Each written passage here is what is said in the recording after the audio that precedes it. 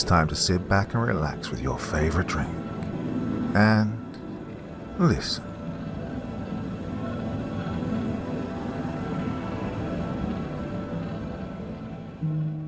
The United States has experienced a significant proliferation of surveillance cameras in recent years. This expansion is not limited to government and law enforcement agencies. Private entities, businesses, and individuals have also contributed to this growth. Surveillance cameras are used for various purposes, including security, traffic monitoring, and even personal home security. But the increased use of surveillance cameras has raised concerns about privacy. Many argue that the widespread use of such technology can infringe upon individuals' privacy rights. Government surveillance programs, like the controversial NSA mass data collection efforts, have come under scrutiny. Legal and ethical debates continue regarding the balance between public safety and personal privacy. But tonight's story takes this one step further. The Stalker Program by Cyber Bunny. It was a Saturday, more precisely the 10th of November, which I remember distinctly. It was the first day I felt the approaching winter cold soaring through the suburbs, and I pulled my hands back at the near-freezing metal, the mailbox. The letter had a government stamp on it, and I almost tripped over the stairs as I couldn't pull my eyes away from it until I was inside. I also remember that date because it was the first weekend we spent at home after a lengthy honeymoon, which had been no less than perfect. Hawaii, waking up from the ocean clashing with the coast. We'd gotten matching tattoos that we would probably regret later, a small wave etched into his and my wrist. I saw it again when he removed the letter from my hand, appearing as puzzled as I was. Did you get into trouble? He joked, while nonchalantly ripping open the paper with his thumb. I was on my toes behind his shoulder, like a kid at the movies, attempting to catch a glimpse at the small font. When it said, "Congratulations," in slightly larger letters, and then, "You have been selected to take part in our exclusive program." And that's where I stopped reading, thinking it a scam or some other kind of malignant practice. Just throw it in the trash, I advised him, but his stare was still stuck on the paper, transfixed, which left me with a weird feeling. "No," he mumbled, more to himself. Faster and faster his eyes traced over the lines. "Oh, look, it's official." He pointed at the stamp, a faint blue seal that seemed familiar. Moreover, it was printed on hard, thick paper that gave it some kind of perceived integrity. Well, at this point, I was getting impatient, simply grabbing the letter from his hands and skimming over it. "Surveillance program. Only a few select citizens to participate. Please assemble at Town Hall, 12 p.m. How odd. It slipped from me, but I couldn't find anything strikingly dubious about the contents.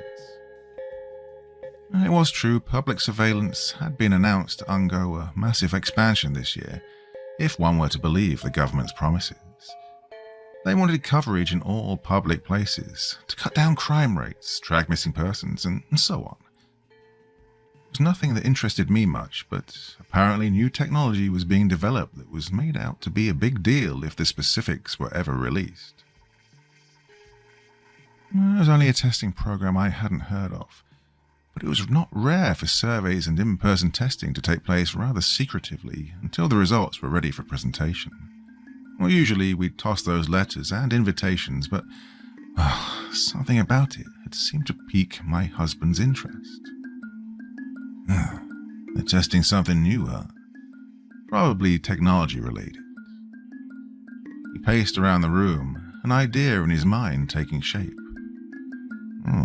Sounds interesting. It's tomorrow already. You want to go? I probed. I suppose he didn't want me to notice, but he was definitely agitated about the prospect.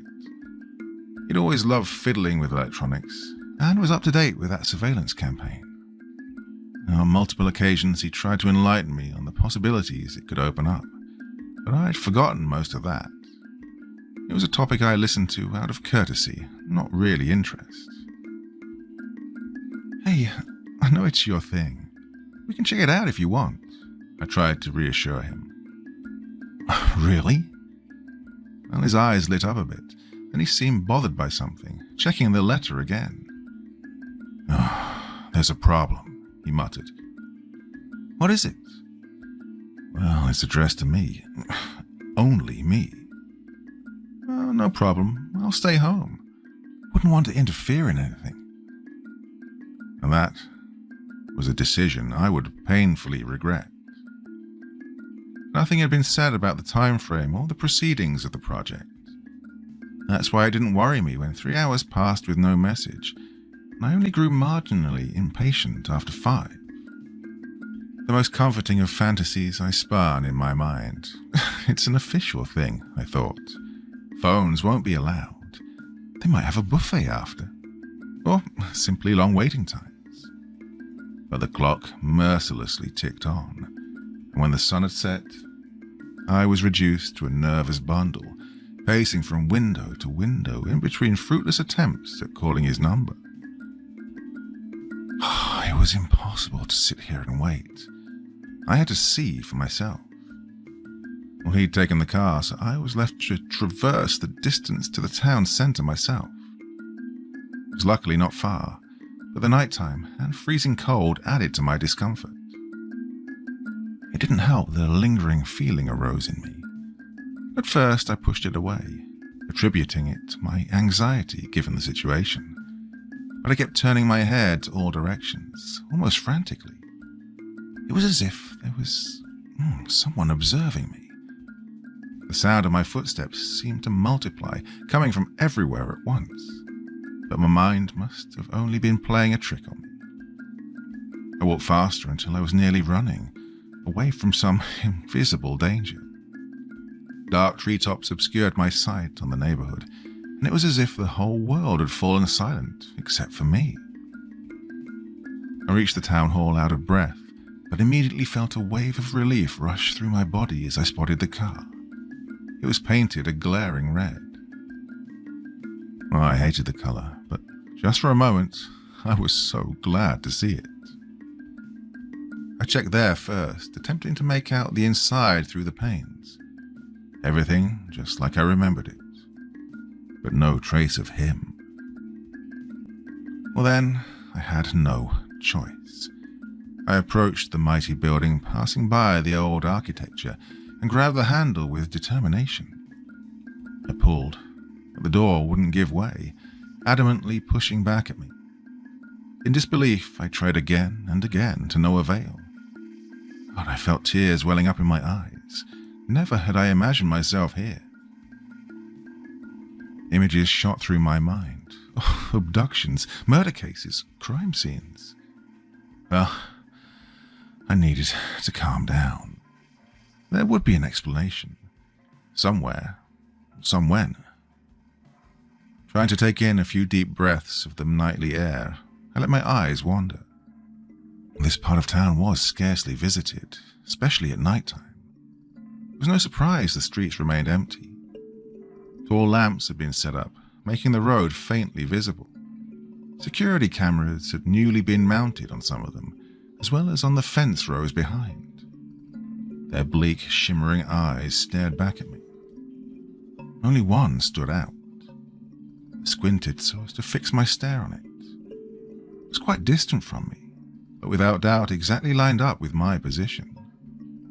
Somewhat unnerved by the idea of being recorded loitering around the town hall at night, I quickly moved past it, keeping it in my sight. With every step I went, it seemed to follow me. I tested it, taunted it, repeatedly changing direction, and the lens turned with a mechanical jerk wherever I went. Well, they didn't do that. They never did. It made no sense for a camera to have a motion sensor pointing to a frequented road. Nothing made any sense at all. I felt dread rising up in my body, the urgent need to leave this place fast. I ran an odd curve to move out of the camera's scope of movement. But, well, it wouldn't be as easy as that. To my horror, the black, emotionless glare of the lens rose up, far above the fence I'd thought it was attached to. Shadows were still coating it in obscurity, but soon enough it expanded in my field of view, moving towards me briskly and shakily. A man stepped out of the shadow, unmistakably a grown human that walked just the slightest bit too unnaturally, almost automatically. Instead of a head, a security camera was mounted on his neck, twitching to keep up with my movement. Well, it was faster than me. I wouldn't make it across the parking lot and back home. It was already too late to even try to escape to either side of me. I had no idea what that thing would do to me if it caught me, but I was in no mood to find out, shaken by a visceral fear. I felt my way along the facade, scurrying across the side of the building while keeping the creature in sight. It took long, coordinated strides that were faster than I could possibly run. I almost stumbled over my own feet, concrete scraping along my palms. Suddenly they fell into emptiness. I tripped sideways into a narrow gap between adjacent buildings. In the darkness, it couldn't be said whether it led anywhere, but the approaching steps sounded faster and harder, and moved me to run further into the unknown alleyway. I was squeezed in between the back side of the town hall and an apartment complex next to it. There was no light to illuminate my way, but it can't have been long until I reached a dead end. I'd gained a small lead, enough to adjust my eyes to the surroundings. My hands brushed over harsh wire mesh to my right, where I had presumed only the town hall's concrete to be. There was a small gate inset into the fence that led to a flight of stairs, further down into what must be the building's basement. I rattled the door without thinking, only to discover it was held in place by a heavy lock. It would have been too tall to climb over, and besides, barbed wire was spun across its full length, which I might have seen as odd had I had time to think about it. I turned my attention away from the fence, as escape seemed to wait right in front of me. The alley ended in a head-high brick wall over which I could catch a glimpse of the next road, and even a few apartments in the distance that had light shining through their windows. If I made it there, I could call for help. The thought was what drove me to grab the ledge with both hands and cram my feet into the numerous gaps to push myself up. The task took so much of my strength that I hadn't noticed it. The footsteps behind me. God, it had caught up. Part 2. For a moment, I thought myself safe, slowly climbing upwards, until it occurred to me that something still half-human could climb too. Its limbs found creases to hold onto, and its fingers stretched right after me. Just barely I made the final step and was able to pull myself up to stand. Right next to me, it did the same. Oh, I should have just jumped at the exact moment, but I missed my chance when I staggered, trying to make out the ground below on the other side. And the thing used that moment to leap at me. Within a split second, I had to make a choice. It would follow me even if I jumped. It would follow me everywhere. I saw my leg cut through the air, hit its metal head with full force. The creature stumbled back as the camera's encasing cracked. Just once more, I thought, and then I could push it off the other side and hopefully damage it enough to put it out of order. But I failed. My second kick was flung through the thin air just past its goal, and it gave the camera enough time to readjust and start its attack. I was pushed over, lucky not to fall off the wall entirely. It held me down, a human hand wrapped around my neck, my eyes staring at an unmoving lens. It squeezed firmly enough to hold me in place, but didn't seem to hurt me. Entirely still, felt sucked in by the black void that was there in place of its face. Its aperture narrowed. It was as if it was squinting at me. In reality, the camera was just adjusting to the darkness. My sight was coated in a painful flash that turned everything a glaring white for a matter of seconds. And slowly but surely the world returned to normal. There were sharp contrasts that stuck out. One of them was a mark on the arm right in front of me. Dark ink against his pale skin. A small wave with pronounced lines, just recently done. It startled me, more than anything I'd seen so far. He let go of me to retreat into the darkness. I, however, stumbled back in my own confusion, not to either side but backwards through the barbed wire that cut into my skin, holding up my fall, until I landed another meter deeper on the opposite side of a locked fence. And it felt like minutes lying there in silence, with the painful sensation of thorns that dug into me. I experienced it vividly when I made my first attempts to get up, shooting through every part of my body, small trails of blood that had dried across my arms. Oh, shit, was the first thing I said to myself, into the silence, reminding me of how alone I was, and now also trapped. An obvious option would have been to wait until morning, here, in the cold, with no guarantee of anyone hearing my calls for help, even if the stores nearby opened. Well, a more appealing option was to breach the door right to my feet, leading into some part of the town hall. People might still be at work there. He might be there. What I just saw couldn't be right. Must have been an illusion of my tired mind. Nothing else made sense. I somehow convinced myself that he was there. He was all right. I only had to go in. Well, to my surprise, the door wasn't locked. They must have thought the gate would suffice in keeping unwanted visitors out. Inside, as expected, was pitch black darkness. I rummaged through my pockets for a light source, but my phone was at home, happily sitting on the kitchen counter. I must have forgotten it in my haste, and now I scolded myself for it. There was no other choice than to feel my way along the walls. They were cold and dirty. Probably just a basement, maybe an archive of some sort. But I was proven wrong when my fingers found a switch. Fluorescent lights flickered, spanning across the ceiling, and gave sight to a large storage hall. It was incredibly bleak and boring in here. As I approached the middle of the room, the sound of my steps echoed back from the walls. Big cardboard boxes were stacked up to each side of me, and that was all.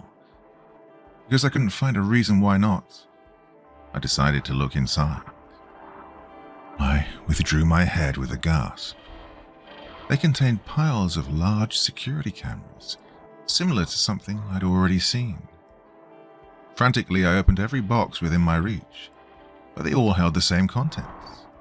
Detached cameras, dozens and dozens, cable ends sticking out of them, ready to be assembled.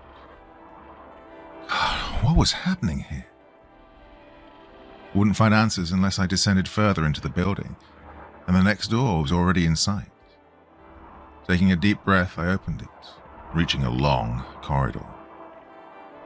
There were plenty of rooms to either side of it, some with windows, some with light in them. I was now in danger of being spotted.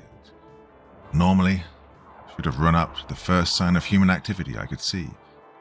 Something was telling me I wasn't supposed to be here.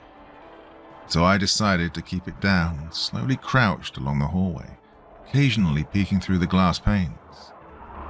They all seemed like common office rooms, with a few people sunken in their work inside, scribbling down something or working on their laptops. It seemed normal enough to give me some relief. Still, I didn't knock. I felt like a criminal. Some explaining would be due if I was found in here. I certainly wasn't ready for that. Through another door, I could hear distant chatter. I was too curious not to listen in. There might be some information on the program, on the whereabouts of the testers, anything. But I was disappointed as the two men's conversations seemed to revolve only around mundane topics, TV shows, family life, and the approaching end of their shifts. Either they were ordinary workers with no involvement in the letters, or I'd caught them at an unlucky time. I was ready to move on, when suddenly one of them was interrupted in the middle of a sentence. It was the ringing of his phone. "Uh-oh, orders from the boss," he jokingly exclaimed. From then on, I could only follow one side of the conversation and listened as the men's voices grew increasingly concerned, almost frightened. "Escaped," I could hear. And then, "There's only a couple of witnesses. We can easily gloss over it." Something was definitely wrong here. "No, we'll find him. Don't worry. Sending out a team right now." They listened to some more instructions through the phone line until the call fell silent. "Ah, fuck, man," one of them muttered, and the other joined in.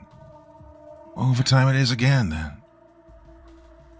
I suddenly realized that they'd leave the room, forcing me to withdraw with no time to process what I'd heard. Footsteps approached faster than I could have reached an end to the corridor. I had no choice but to enter a windowless room to my side. As quietly as possible, I closed the door behind me. With a sigh of relief, I realized there was nobody in my vicinity. Voices again. An adjacent door was flung open. I crouched behind a shelf I spotted just in time, frozen in place, overseeing the entirety of the room. Luckily, everyone's back was turned to me, allowing me to observe in peace. It was no office room, though. No tables, chairs, laptops. Instead, a sort of surgical table equipped with the according instruments. I held my breath. My mind spun circles trying to make sense of the scenery. Surrounding it were three figures in sterile gowns, one seemingly the head of the operation, an elderly man with a slumped-over posture, grayed-out hair peeking out from under the white surgeon's cap. To his side were two younger assistants, giving him a hand in his tasks. What were they doing now? They removed some kind of tarp covering from that table, replacing it with a clean one. This was necessary because the sheet one of the men held and quickly rolled up was glossed over with a visible layer of blood. It was unmistakably blood. I might be fooling myself trying to assume anything else. This would all be perfectly normal had I gotten lost in a hospital, but not here. A basement locked away underneath Town Hall, the same place I presumed my husband to be. They left the scene all at once. I stayed down and kept my shaky breaths quiet, just in case. I was right. They returned within seconds, and not alone. With swift step, a hospital bed was rolled in, carrying a lifeless woman's body. She might not have been dead, but was entirely unconscious. Her limp body was lifted up and spread out onto the tarp. I felt nausea rising up in me. I didn't want to be here. I shouldn't. But leaving now was no option. Opening the door was guaranteed to give away my presence. Looking away also didn't occur to me. It was like any horror scenario. Nothing could have torn my eyes away from the gruesome events about to unfold. The old doctor released a long sigh, as if he was about to follow through with the mundane part of his daily routine. Without wavering, he picked up a long, hefty object. An axe. Well, a surgical axe, if you could call it that. It was polished and with a thin, fan-shaped blade that was sharp enough to see the edge even from a distance. My eyes were transfixed. I believe I didn't even breathe. It was like a scene that usually cuts away just at the right moment, but this one didn't. And I saw everything. It looked unreal. I mean, have you ever seen anything like this? Not on the internet, but right in front of you. First, it feels like a cartoon, unreal and harmless, but still striking enough to remember every detail. It was odd how clean and swift it happened. Barely a sound. The man looked like he didn't even have to try. The blade seemed to fall by itself, severing the head effortlessly. It was caught by his assistant, who carried it away. I followed it with my eyes. The head of the woman who seemed so alive, as if she could start talking in an instant. Well, I couldn't possibly process the fact that it was detached. It looked entirely normal for a moment. And after that initial moment, you'll realize and you might throw up all over yourself. I prevented that, luckily, because I was still painfully aware of my intrusion. They immediately tended to the cut, stopping the bleeding and attaching something I couldn't quite recognize, until the third man arrived, not carrying a head, but something close to it. A camera. I watched paralyzed as they completed her, attaching wires to nerves, engineering her artificial brain. It might have taken hours or minutes. My perception of time was entirely lost at this point. Sometime, the team stepped away from the table, observing their creation. A jolt went through the creature. They all nodded in satisfaction. It gave me the feeling this exact scene had transpired many, many times before. Well, it was finished. They seemed to be waiting for something to happen. It might have gotten up by itself, proving their success. It might have been supposed to do all kinds of things, but I saw none of that. Instead, with a single clicking motion, the camera turned from where it was lying, facing sideways, staring right across the room, directly at a pair of widened eyes that reflected in its lens. The last thing I saw in my human life was the image of a sharpened blade rushing at me, the dull eyes of a man to whom I was just another subject, as my final conscious thoughts were cut off. "Welcome to the Stalker program," said the screen that was my sole mind. "Congratulations, you have been selected." A picture of a woman appeared, unknown to me. "This is your target. Observe at all times." Blinking dots showed up in the depths of my mechanical conscience that I couldn't quite see but feel. I knew where she was. I knew I would be watching her. Forever. Welcome to Darktown. Population unknown, but decreasing with every passing story. Tonight, we take a journey together through this ostensibly normal, everyday American Midwest city. Let's see what we can find. The new horrors of Darktown. It's time to sit back and relax with your favorite drink and listen.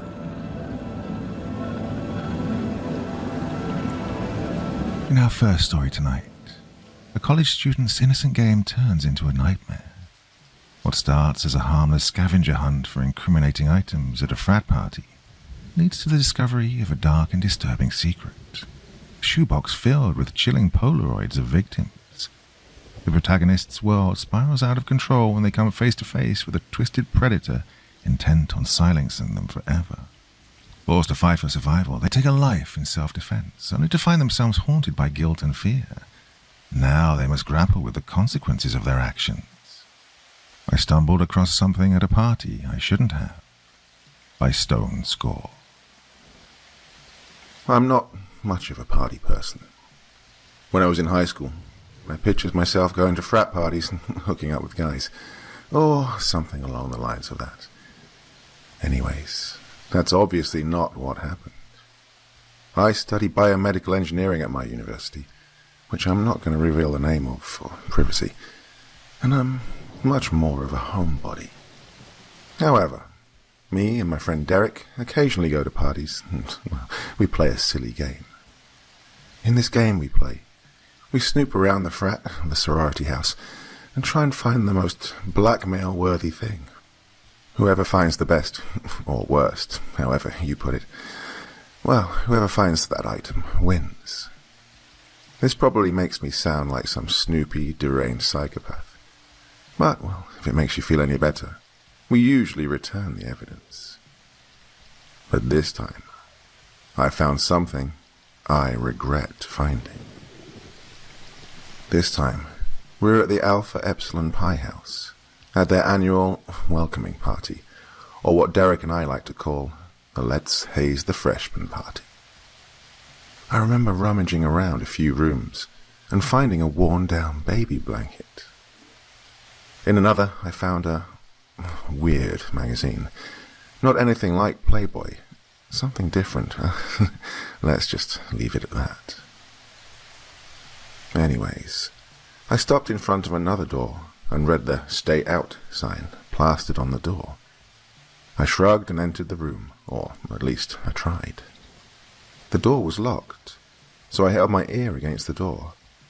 There were no intimate noises coming from the room. Now, usually if a room was locked, I wouldn't go in. If someone's door's locked, that obviously means they have something rather, private in there, right? But curiosity got the best of me. A locked door and a stay out sign. Well, I couldn't resist. This is where my handy lockpick, which was just a bent bobby pin, came in handy. After a few minutes of jiggling the bobby pin in the lock clicked. This room was surely a gold mine. I began searching around the room, and I found nothing that incriminating until I started opening the dresser drawers. At first, I found the usual: underwear, folded shirts, and jeans. Until I opened the bottom right drawer. I found some zip ties, a pocket knife, and a Polaroid camera. But the thing that caught most of my attention was the white shoebox with no brand name on the box, ominously placed in the corner of the drawer. Suspicious. I immediately grinned. Whatever was in this box was surely going to win the contest. What was in that box made me regret coming to this party, and made me regret inventing this stupid game altogether. I vividly remember opening the box and finding Polaroid pictures of women and children. Their naked, ghostly figures were splayed across what looked like the grounds of the forest. The autumn leaves that covered the ground were bloodied, the bodies were bruised, and their faces, oh my God, their faces. Their faces were stuck in a look of horror, a look of helplessness. I immediately dropped the box out of my hands and yelped out. Everything looked so real. It was different from the movies. I thought, if I ever came across a body, I'd be somewhat unfazed by the gore, due to the amount of horror movies I'd watched. But on that damn day, I was proven wrong. I felt all the alcohol I'd previously consumed threatened to release itself all over the carpeted bedroom. I began to sweat, and tears pricked at the corners of my eyes. I remember recovering from what I'd just seen in a few minutes. I needed to report this to the police. I tried to gather most of the Polaroids without getting a glimpse of them. I stuffed them in my pocket and proceeded to leave the magazine and baby blanket inside of the room, and I immediately shuffled down the stairs. I didn't bother to tell Derek where I was going. I could tell him what happened later. I stepped out of the room and left, not bothering to take a good look around. Someone immediately lashed their hand around my arm. I looked up. It was a guy around my age. He was tall, with deep-set eyes and curly black hair. He was wearing a blue Alpha Epsilon Pi shirt. I remember telling him that I probably wasn't his girlfriend or whoever he thought I was. That was until he lowered his head to my ear and huskily whispered, "You're a snoopy one, aren't you?" in my ear. I immediately remember thinking, "Run." I pulled my arm away with all the might I had. It was no use. I couldn't get out of his grasp. I immediately started yelping out excuses as I tried to wriggle out of his grip. But he looked unfazed. He started to pull me into his room. I screamed and shouted as loudly as I could, but the loud noises of the pop music and cheering blurred my screams for help. He threw me to the ground and quickly opened the bottom drawer and got a zip tie out. He proceeded to sit on top of my wriggling body and grab my left wrist. "This'll hurt less if you stay still," I remember him saying. He took my wrist and zip-tied it to the leg of his bed. He got up, and before leaving the room, he grinned and said, "I'll be back." After he closed the door, I immediately panicked. I'd seen tutorials on how to get out of a zip tie if both your hands are tied up, but I'd never seen one if your body was tied to something. I tried to squeeze my hands out of it, but it was no use. I looked around. The drawer which contained the pocket knife was still pulled out. If I could break the drawer out of the dresser, I could cut myself free. I immediately went to work, kicking the bottom of the drawer as hard as I could. One wheel of the dresser came unhinged, but the other hadn't yet, and he would come back at any minute. I sat up, making the plastic dig into my wrist. I scooted towards the drawer as far as I could and leaned forward. I hissed loudly. The zip tie was cutting off my circulation. I couldn't reach it. I sat back and rested for a moment, before taking one deep breath and scooching towards the drawer in one quick movement. I grabbed onto the edge of the drawer and pulled it towards me as hard as I could. The drawer made a loud popping noise as it came off of its hinges. I took the pocket knife out of the drawer and cut the zip tie. I sighed in relief. Now it was my turn to escape. I couldn't go out the front door of his room. I couldn't risk getting caught again. I looked at his window and stepped toward it. I opened and looked out.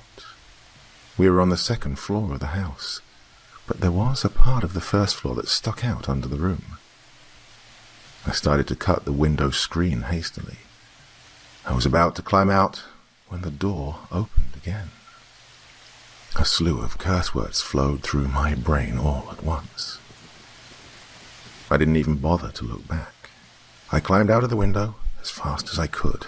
My foot planted itself on the very top of the mini roof, or whatever you'd call it. Once I got both of my feet planted on the roof, I tried to climb down. The goddamn rain soiled my plans, and I slipped down the roof, falling onto the ground. My head was pounding at this point, and you can just guess who exited the building via the front door. I ran as fast as my body could manage, with my head pounding and my legs aching as much as they did. I ran into the wooded area, and my mind immediately went to the pictures I'd found just minutes before. Was I going to end up just like those poor people in those photos? The loud footsteps behind me only grew closer, and before I knew it, I'd been tackled to the ground.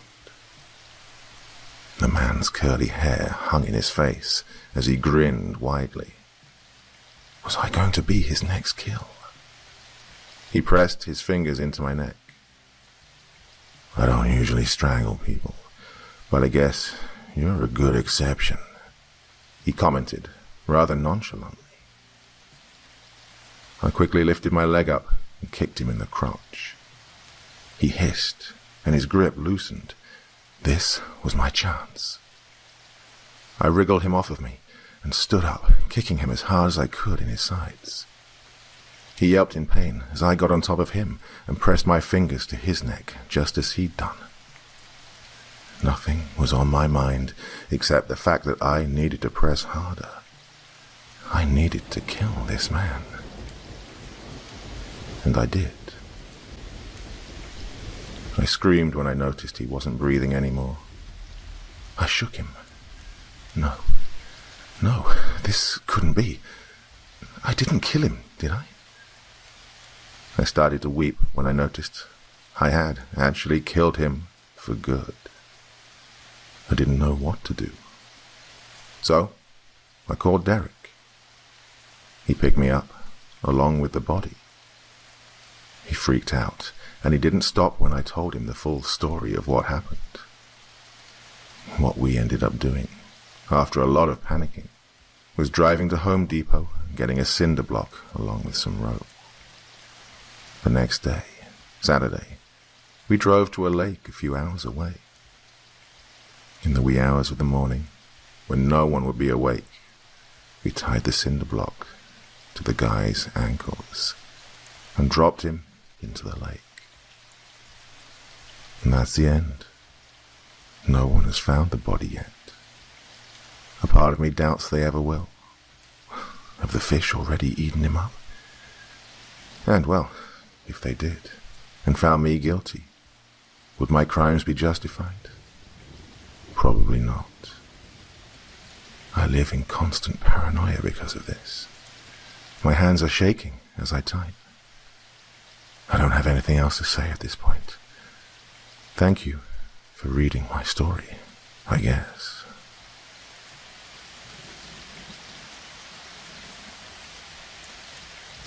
In our next tale of terror, Alex, a troubled teenager with a volatile home life, seeks refuge at his friend Red's house after being kicked out by his abusive alcoholic father.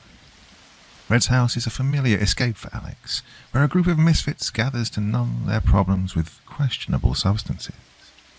When Red introduces a new synthetic drug called C9, marketed as cheap and potent, Alex and the others are lured into trying it, despite the underlying tension within the group. What follows is a dangerous spiral into the unknown, where choices made in desperation lead to unexpected consequences. Cloud 9 by the Fear Junkie. I don't give a damn where you go. Just get the hell out. A powerful voice boomed from the doorway, and several random objects flew through the air, missing Alex as he stormed off down the driveway. Father had always been a raging alcoholic, and had a habit of throwing tantrums, but this one was the worst yet. Alex had failed history 3 grading periods in a row, breaking his promise to at least pass his classes. It's not my fault. Mr. Thomas is the most boring and confusing teacher ever, Alex muttered under his breath as he pulled on his hood, fighting off the chill of the mid-November air. Pulling out his phone, the steaming teen dialed up his good friend, Red. Yo, dude. I need a place to crash for the weekend. My parents kicked me out again. Alex sighed into the phone. No problem, bro. I've got you covered, his friend replied on the other end. Just come on over to my place. My mom's gone on another week-long bender, so she won't be home to care. Alex could always rely on Red, ever since they'd been 9 years old. Coming from similarly broken homes, Red and Alex had a mutual understanding of each other, finding comfort in each other's company, along with many mind-altering substances that they could get their hands on. By the time Alex arrived at Red's beaten-up shack of a house, Red had already invited other guests. Upon opening the door, Alex saw who'd shown up. Before him, Red, the short and lanky ginger, with skin as pale as paper, smiling widely, showing off the gaps in his teeth from one too many fistfights. Inside the house, Alex spotted Eric, a massive, stout, 18-year-old who was like the older brother of the whole group. His beard had grown in when he was 12, so Eric had always looked like a huge mountain of a man. Lastly, but certainly not least, there was Patricia, or Paddy, as Alex called her. Paddy was Eric's little sister, 2 years younger, and while he didn't enjoy what she did in her spare time, he did want to keep her safe, since she had a bad habit of catching the attention of thug types. While younger than the rest of the group, Paddy stood a good 6 inches taller than Alex, but she never wasted time rubbing that in his face. Hey, shorty, glad you could make it to the party. Red's got some good shit for us tonight, chimed Paddy, as she sat on the stained couch, sipping from a flask. Smiling softly, Alex stepped in as Red closed the door behind him. "The lady speaks the truth, my good man. I have procured a new brand of substance from yonder pipe shop. Behold." Red held out several packets, all labeled the same. C9. Cotton candy clouds. Just read the packaging. Depicts what would look to be clouds made of cotton candy, as the name suggests. C9. What on earth is that? Alex inquired, just as Patty draped her arms over his shoulders. C9 is the newest and hottest thing on the block, Daddy-O. One puff of this, and you'll be as high as the peak of Mount Everest, Red replies, while giving Alex the finger guns, changing his mannerisms as per usual. It's a synthetic, supposed to mimic the effects of pot, but it's crazy cheap, Patty added, and Red nodded in agreement, tossing the packages to Eric, who sat in the oversized recliner, which still looked small compared to him. "Eric, my man, do me the honors and stuff those pipes for me," Red chimed, as he struck an overly dramatic pose. Eric grimaced, signing to Red that he was tired of him bringing in new things around his sister. "Chill, bro. It's totally safe. It wouldn't be legal if it was dangerous, right?" Patty retorted, with a chuckle, drawing a sigh of defeat from Eric. He just couldn't say no to his little sister. While Eric started stuffing the pipes with what looked like sawdust, Patty pulled Alex to the couch and pushed him down, sitting next to him, but clutching his arm. "Tonight, my friends, we explore new territories," announced the overly zealous Red, as he took a stuffed pipe, wasting no time in lighting it up and puffing hard. The foul stench of burnt cotton candy filled the air, making Alex's nose scrunch up. Receiving his own, Alex placed the pipe in his mouth, and Patty lit it for him, and he inhaled. Burning smoke filled his lungs, scorching everything it touched all the way down, eliciting violent coughs from Alex. Drinking water to expel the horrendous taste from his mouth, Alex watched as Patty and Eric joined in, taking puffs of their own. For several minutes, the group felt nothing, taking repeated puffs on the pipes in hopes of speeding up the process. Red, I thought you said this was good shit," Alex scoffed, dumping out the ashes from his chili pepper-shaped pipe. "Shit, man. I was told this was the hottest shit in town right now.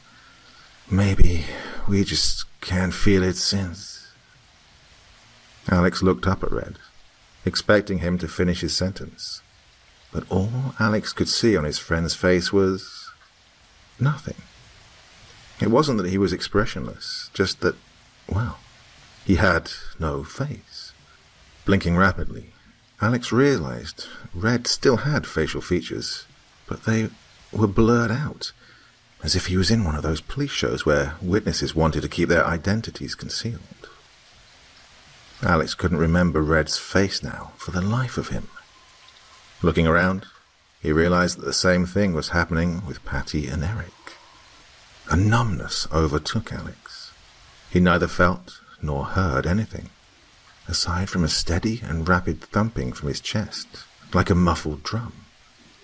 Soon after, his vision started to fade to blackness. It was a warm and comforting darkness, like when one falls asleep. But the tranquil feeling of security was quickly lost, as Alex realized he was back home, staring into the scarred door to the hallway closet. A sturdy-looking board leaned against the doorframe, looking to fit in metal hooks screwed into the wall on either side of the door. Dread overtook the boy, as he felt an imposing force behind him, pushing him backwards towards the slowly opening closet. "I told you, boy. You mouth off to me again, and I'd put you in the hole. Consider yourself lucky." A deep, rumbling voice bellowed from the force pushing him through the doorway. Panic set in as he struggled against the force, But much like an animal fighting against the current of a river, his efforts were in vain.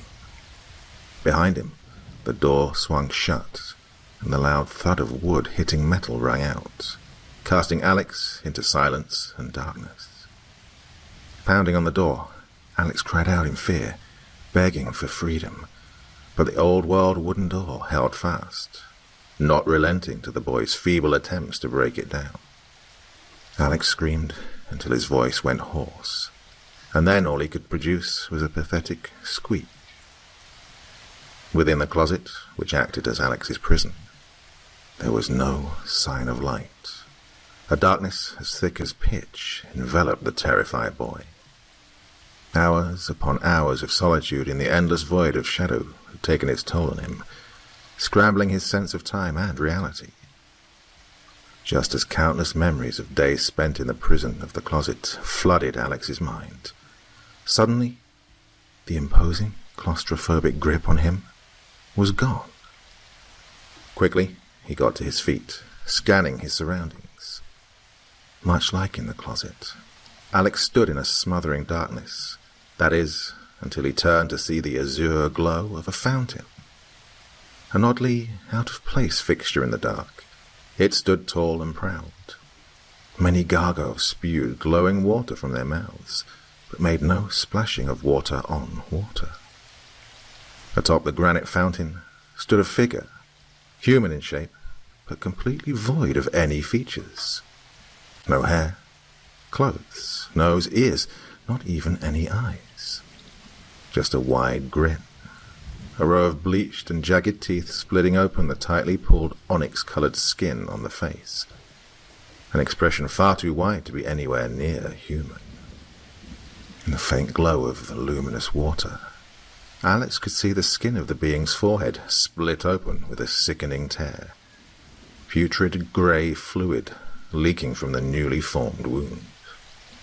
Splitting further open, the break in skin revealed an inhumanly large eyeball, the size of a baseball, glaring back at Alex. Before any words could be spoken, the solid footing under Alex gave way, plunging him into murky water, forcing him to hold his breath.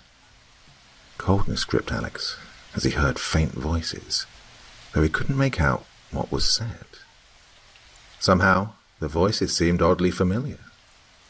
Several hands pushed against his face and chest, growing more frantic as time went on.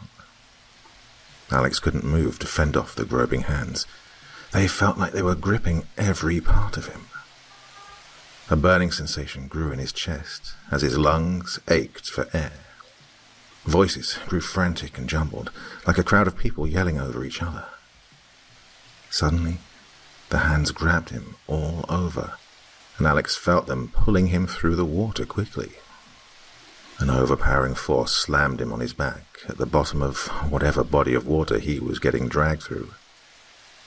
As quickly as it all began, the water vanished, and Alex took in a breath of stale, musty air. Looking up, he saw ceiling tiles and felt the cold, hard tile of the school hall floor. Many students were muttering to each other in tongues Alex had never heard before. Having pulled himself to his feet, he swung his head around to see all the students staring at him, their gazes piercing straight through him. The stares surrounded Alex. He could feel himself getting impaled by judgment as the muttering rose in volume. Through the cacophony of noise, Alex could make out one word. Face. His hands immediately shot up to his face, and he felt something like a slime, with bits of something floating in the ooze. With haste, Alex bolted to the restroom, which was, luckily, unoccupied, and once inside, he flipped on the light. Horror struck Alex as he finally saw what all the other students were talking about. His face was melting, much like a candle in front of a blowtorch. His skin turned a sickly grey and began to peel off his face. His nose dangled from a thread of muscle as a rancid odour filled his open nasal cavity. Though Alex watched in horror, He felt no pain.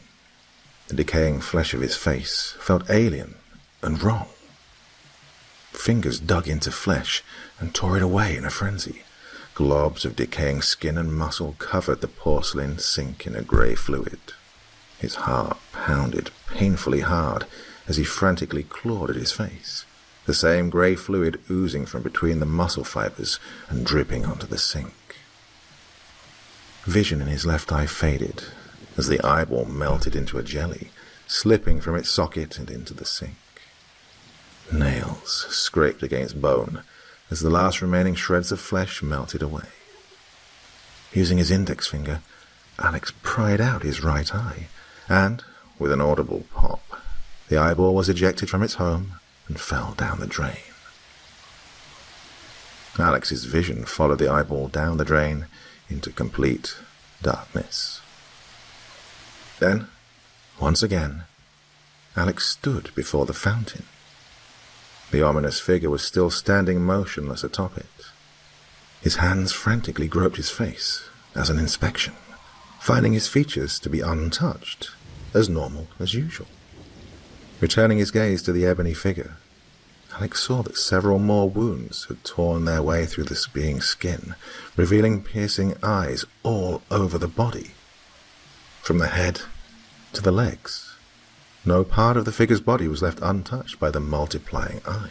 A hole opened up under Alex, and he fell, landing hard on his back in a heap. Dazed, Alex looked around him and felt something familiar. Grain. All around him, grain. Realization hit him, and Alex knew he was inside a grain silo. One summer, when he was 6, he had played with his cousins on his uncle's farm. While playing, Alex had climbed on top of the silo, trying to hide from his cousin by jumping into the grain. What he hadn't realized was that grain can act like quicksand, and it engulfed him rapidly. Alex kicked and screamed as he sunk deeper into the dry grain. He heard his cousin's voice calling to him from atop of the silo. Each kernel of grain put a tiny amount of pressure on Alex, each trying to push him down. Altogether, they forced the boy deeper. Having flailed his arms, Alex tried as hard as he could to free himself from the impending prison, only succeeding in burying himself deeper. Taking a final breath, Alex's head plunged underneath the grain. Now the grain faded away to soil, and Alex's eyes snapped open, only for him to be blinded by freshly disturbed dirt. Clarity hit him as he clamped his eyes shut, trying to wipe his eyes, but his hands were held in place by the earth around him. His lungs began to burn for air. Each attempt to draw in breath was met with more dirt. A chorus of voices screamed at him to escape, to go up. With burning muscles, Alex fought to lift his arms. Though it took all his effort, he managed to shift through the loose soil. Next came his legs, the dirt proving a formidable foe to overcome. Slowly worming his way up, Alex could feel the surface just out of reach. And then, once again, Alex stood before the fountain, but with eyes of various sizes surrounding him on all sides in the darkness. The fountain ran grey with the same putrid fluid pouring from the black figure that was now perched atop the highest gargoyle. All the statues in the fountain turned their heads in unison and stared directly at Alex, all yelling in alien tongues. A deafening cacophony of screams barreled into Alex, forcing him to clamp his hands over his ears. The floating eyes glowed red with hatred as the grin on the black figure grew wider and wider, splitting what remained of its face until the bottom jaw flopped open, revealing thousands of rows of undulating, razor-sharp fangs extending all the way down the abyss that was its throat. Alex sat up in bed and screamed, flailing his arms in a cold sweat. "Whoa, come down there, buddy." A familiar voice sounded, and a door opened. Alex stopped and saw that he was in Red's room, lying in his bed. Turning, Alex saw that his best friend was standing at the door with a steaming bowl of what Alex presumed to be soup. "You all right, buddy?" Red inquired, walking over to Alex and sitting on the bed. You scared the shit out of all of us, man. You completely passed out." Alex rubbed his eyes as the haze started to lift from his mind. He suddenly recalled that the night before he and his friends had tried that new C9 crap. "Bro, I think you need to sober up a while. That fucked you up. You've been out for 2 days," Red added, as he looked deep into Alex's eyes, checking to make sure his friend was all right. A rumbling sound came from Alex's stomach, malnutrition setting in. "Yeah, I knew you'd be hungry by the time you woke up, so I made you some soup," Red said with a smile, as he handed Alex the bowl. A wave of relief swept over Alex as he took everything in. He was out of that hell, done with that trip. Maybe he should take Red's advice and sober up for a while. Could do him some good. Alex had thought this as he brought the spoon into his mouth. Then he immediately spat it out. Dirt. Alex was eating dirt. The once mouth-watering scent of soup was replaced with the musty scent of soil. Alex blinked, and he was instantly back in the darkness, gasping for air only for his nostrils to be filled with more loose soil. He had never left his hole in the ground. He'd imagined all of the events in his friend's room. His lungs burned for air, and his muscles ached from lack of oxygen. Panic set in as Alex flailed in the dirt, digging his way up once more as his mind swam. Visions of moments flashed before his eyes. The long nights spent in the hole, the beatings his father never spared him from, the apathetic looks his mother gave him, that time he sewed his pants in class by accident, walking down dark alleyways at night with a homeless man following him. These, and many more, flooded Alex's mind as he fought for survival. He felt the cold evening air on his hand as he broke to the surface, gripping stable ground as he pulled with all his might. His muscles began to fail him, deprived of oxygen and overtaxed from the effort. All thoughts slowed to a crawl as a biting cold slowly enveloped Alex, drawing him deeper into a sleep he couldn't fight anymore. The sound of birds chirping stirred Alex awake. His eyes fluttered open as golden sunlight poured through his window and into his room.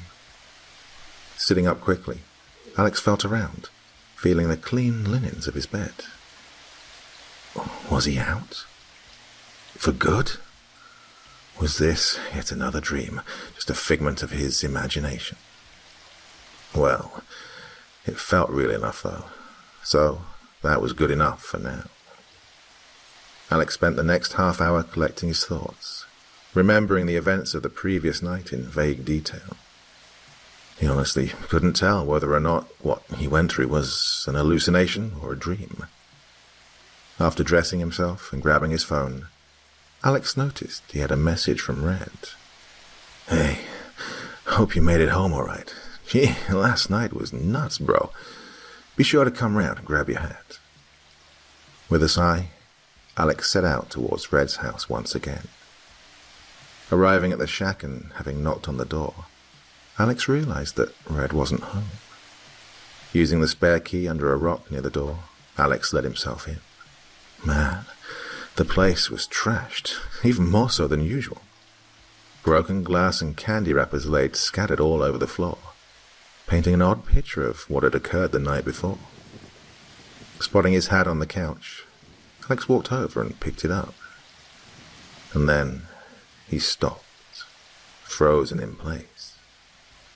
Slowly turning his head, Alex looked out the back sliding glass door, noticing a large hole in the backyard, complete with scattered and freshly dug dirt. Alex's heart sank. That hole hadn't been there the day before.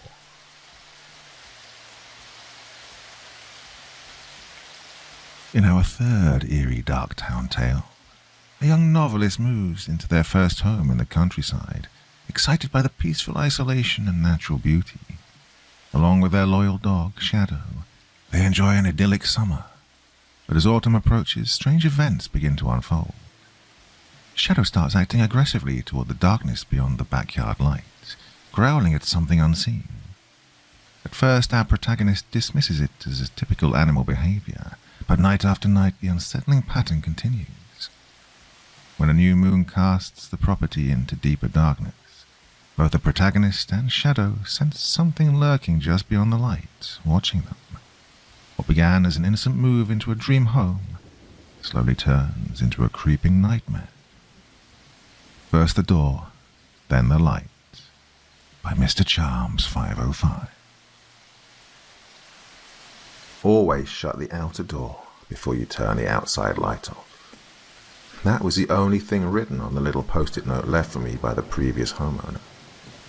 I didn't think much of it at the time I discovered it. I was busy moving into my first home, had tons of boxes I still needed to move from the U-Haul into the house, and I couldn't be bothered to keep track of a scribbled-on piece of paper left on the kitchen counter. The last few months before the move had been a bit of a whirlwind for me. At 26, I'd just published my first novel. It was actually selling pretty well. With money coming into my bank account in large amounts, I decided that it was time to move out of my one-bedroom apartment and find myself an actual house. I also decided it was time to move out of the overcrowded city and give myself some space to breathe. So, I began to search for some property out in the country. It took a little while, but I eventually found the house. Not too big, not too small. It was just off a county road that led deep into farmlands. There were neighbours, but their driveways were about a 5-minute walk from mine. Not too far, but not too close either. The price of the place was very reasonable as well, far lower than what I'd expected. This raised some suspicions in my mind, but after numerous inspections and walkthroughs turned up nothing wrong with not only the house but the property in general, I just thought I'd gotten extremely lucky and bought the place soon after the last walkthrough. Now, the really great thing about the house was that even though it was somewhat removed from civilization, it still had plenty of decent creature comforts. It was a newer house, so electricity and plumbing weren't a problem. There is decent cell service, and the previous owners did some renovations to give the place a more rustic look. There are woods surrounding my house, but the tree line is a fair distance off, so I can observe nature without worrying that a storm will have nature come crashing through my windows. There are wild animals like coyotes and bears nearby, but I picked up a Remington 870 shotgun before I moved, and my wonderful companion Shadow, an almost pure black border collie, has always let me know when there were visitors, both welcome and not, to our abode. Shadow took to our new home like a fish to water. She loved to sniff around at all the new smells of the outdoors, chase squirrels, and explore with me through the many pines, oaks, and ashes that littered the woods behind us.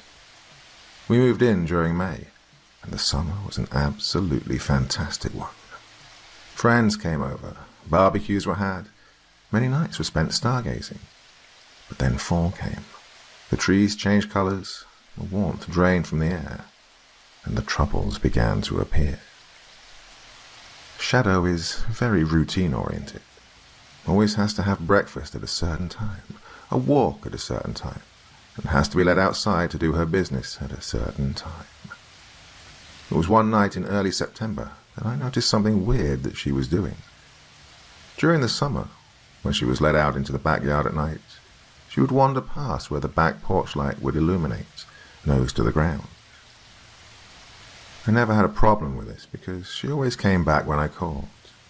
And yet, one night, I noticed that when she was let out, she wandered to the edge of the illumination and came to an abrupt stop. I couldn't see too clearly, but I did see her posture shift into one of aggression. And through the chirps of crickets and other noises of night creatures, I heard a low growl from her.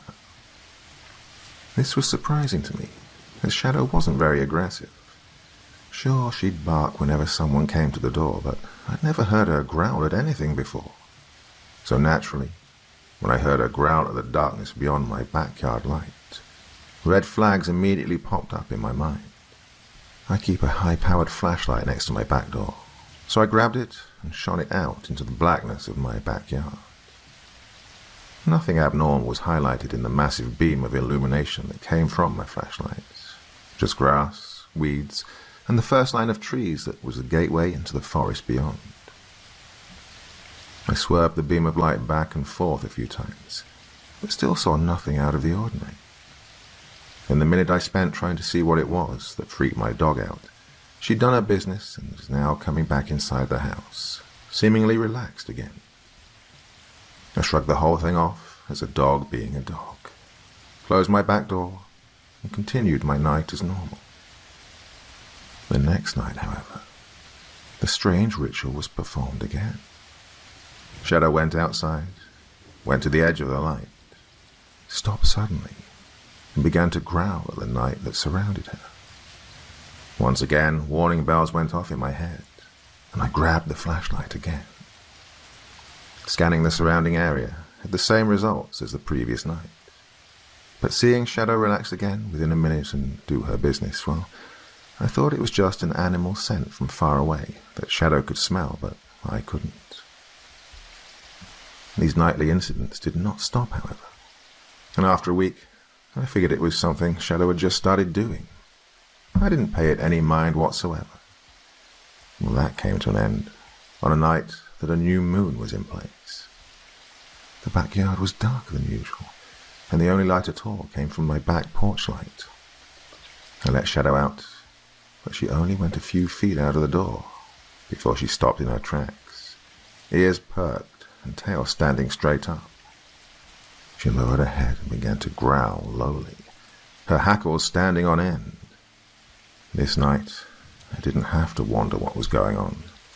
My animal instincts were screaming at me that something was out there in the dark, and it was not friendly at all. Worst of all, I had the feeling that whatever creature lurked about in the abyss, it was watching us. Only a few seconds after I'd opened the door, I reached over and grabbed my flashlight, turning it on quickly and wildly swinging the beam of light through the murk. As the light crossed the tree line, I distinctly heard the sound of something scampering back into the woods before my light could reveal what it was. With the absence of whatever that thing was, my lizard brain calmed down, and I even saw Shadow ease up a bit, though she still went to the bathroom near the house and wasted no time coming back inside. I, however, stood still in the doorway, waiting to see if I could hear any sign of our unwelcome visitor coming back. After a few minutes of crickets chirping, night birds calling, and my nerves still being relaxed, I closed the door, shut off the light, and went to bed. Things were calm for the next 2 weeks. Shadow didn't get tense anymore going outside at night, and I was assured our troubles with whatever was out there were over. I even began to hang out in the backyard at night, with the back porch light off, so I could look up at the stars without any light pollution. That came to an abrupt end one cloudy, cold October night. Even though it was cloudy enough to cover both the moon and the stars, I was stubborn and decided to stick it out and wait for the clouds to dissipate. I was sitting in my stargazing chair, one of those chairs you can lie back on and it stretches out so you can actually lie back and stare straight up, and had been listening to a lo-fi channel on YouTube. I didn't have the most comfortable headphones in, so after a while, I decided to give my ears a break and took them off. Silence greeted me, utter and complete. None of the nighttime noises I'd gotten used to were in the air, only the sound of me breathing and my own heart beating. In moments, my fight-or-flight instinct kicked into gear. I knew that nature shouldn't be this quiet, and the instinctual terror I'd felt weeks ago came rushing back into me with double the intensity. I scrambled out of my chair, disconnecting my headphones from my phone in my graceless tumble backwards, and was booking it for my back door. As I ran, I didn't hear any footfalls from behind me, yet I did manage to catch the distinct crunch of someone stepping on and crushing my headphones, assuring me that there was indeed something behind me in the dark, and it was coming after me. I got to my back door, thanking God I hadn't locked it, opened it, and stepped inside. I tried to turn on the back porch light, my hands fumbling in fear for a moment before I got it. In that moment, I knew the light had turned on, and before I had a chance to turn around, I heard something from behind me. It was the sharp rustling of grass and of earth being dug up. I turned around, grasping at the flashlight hanging beside me while trying to spot what had made the noise. Nothing was in the ring of light cast by my back porch light, and when I got the flashlight up and shone it around the yard, it revealed that nothing was there. As I stood in the doorway, scanning the night, Shadow came up beside me. She already had her hackles raised and began growling into the night right beside me. I knew something was up, and so I decided to call out. "Is anyone there?" I called into the night, not really expecting an answer. "Seriously, if someone's out there, I'm armed and you're freaking me out. I don't want to shoot anyone, but if you keep messing with me, I won't hesitate." Silence was my reply, with the slow ambience of crickets and nighttime animals returning at last. Shadow was much more relaxed as well, so I began to think I just scared myself over nothing. But then my flashlight beam came across something odd on the ground. Right outside of the edge of light created by my porch light, I noticed upturned grass and dirt, a large patch of it. I stared at it in confusion for a moment, wondering what it was, when a memory from childhood popped into my head. I used to play soccer, and sometimes when you were running fast and had to stop quickly, you'd dig your cleats into the grass, tearing up the field and bringing you to a halt. The patch in my backyard looked exactly like that, but I couldn't make myself believe someone had been silently chasing me in cleats. No, whatever had made that had to have been some animal, but animals don't wear shoes with cleats, so the closest thing to cleats some animal might have would be claws. The next day, I called up my local fish and wildlife agency. I described to them the incident and asked them what they thought it could have been. They told me it might have been a bobcat, but I insisted that it couldn't have been. I wouldn't want to tussle with a bobcat, but I highly doubt one could have invoked the primal fear that I'd felt. I asked if there was a potential for the creature being a mountain lion, but I was told we lived too far south for them. With some persistence, I managed to get them to agree that they would send an agent out near my area to investigate. Later that night, when it was time for Shadow to go outside, I grabbed my shotgun and loaded it. Shadow seemed a bit more at ease when she went outside, but I wasn't going to take any chances, and I stood in the doorway with a slug in the chamber, waiting for something to rear its ugly head out of the darkness. Nothing came of it, but throughout the entire time, I felt like I was being observed by something out in the night. Things went on like this for a few days, until one Saturday, when I was doing a little gardening next to the side of my house, and I began to dig up the dirt underneath my kitchen window. I stopped when I saw strange impressions in the ground. Looking closer, I saw that they were a faint imprint of track, and following them, I found they circled around my entire home, always stopping at one of the windows, and then picking up again to go to the next window. My blood ran cold at this discovery. Not only were these tracks in no way human, as it didn't look like any shoe print I'd seen before, but whatever was making these seemed to have been profiling my home, and was smart enough to be going to my windows to check for a way in. I started to feel like a prisoner in my own home, and I did not like that. I decided to wait one night to see if I could catch whatever was doing this. That night, we did the same usual routine, but I acted calmly, like nothing was bothering me. When Shadow came back inside, I shut the door and flipped off the back porch light as usual. But instead of getting ready for bed, I shut off all the house lights, grabbed my shotgun, and waited by the back door. I spent a long time sitting in the dark by the back door, trying to remain calm through my anticipation of whatever was going to come skulking out of the blackness. Hours went by, and I was eventually becoming tired and had difficulty keeping my eyes open. The silence outside and the slow, steady rhythm of my kitchen clock ticking away was almost enough to put me under. Suddenly, the realization hit me, and my eyes shot wide open. It was dead quiet outside. No usual nighttime sounds, just like that night a few weeks back. I placed my ear against the door and tried to listen through it. For the first minute or two, I couldn't hear anything. My ears must have gotten used to the silence, however, as shortly after, I began to faintly pick up the sound of grass being crushed underfoot. It seemed to be coming from the left side of my house and coming closer to the door. It softly stopped, and as I strained to listen, a new sound cut through the darkened home. Light tapping, coming from my kitchen window not 6 feet away from my sitting form. The breath froze in my lungs. Something was at my kitchen window, tapping away quietly. I tried to crane my neck to see if I could see what was causing the sound, but from where I was sitting, I didn't have a good angle. I slowly began to shift my position to get a better look, when my shotgun, which I had forgotten was leaned up against the doorframe next to me, decided it had had enough standing up and chose right then and there to clatter loudly to the ground next to me.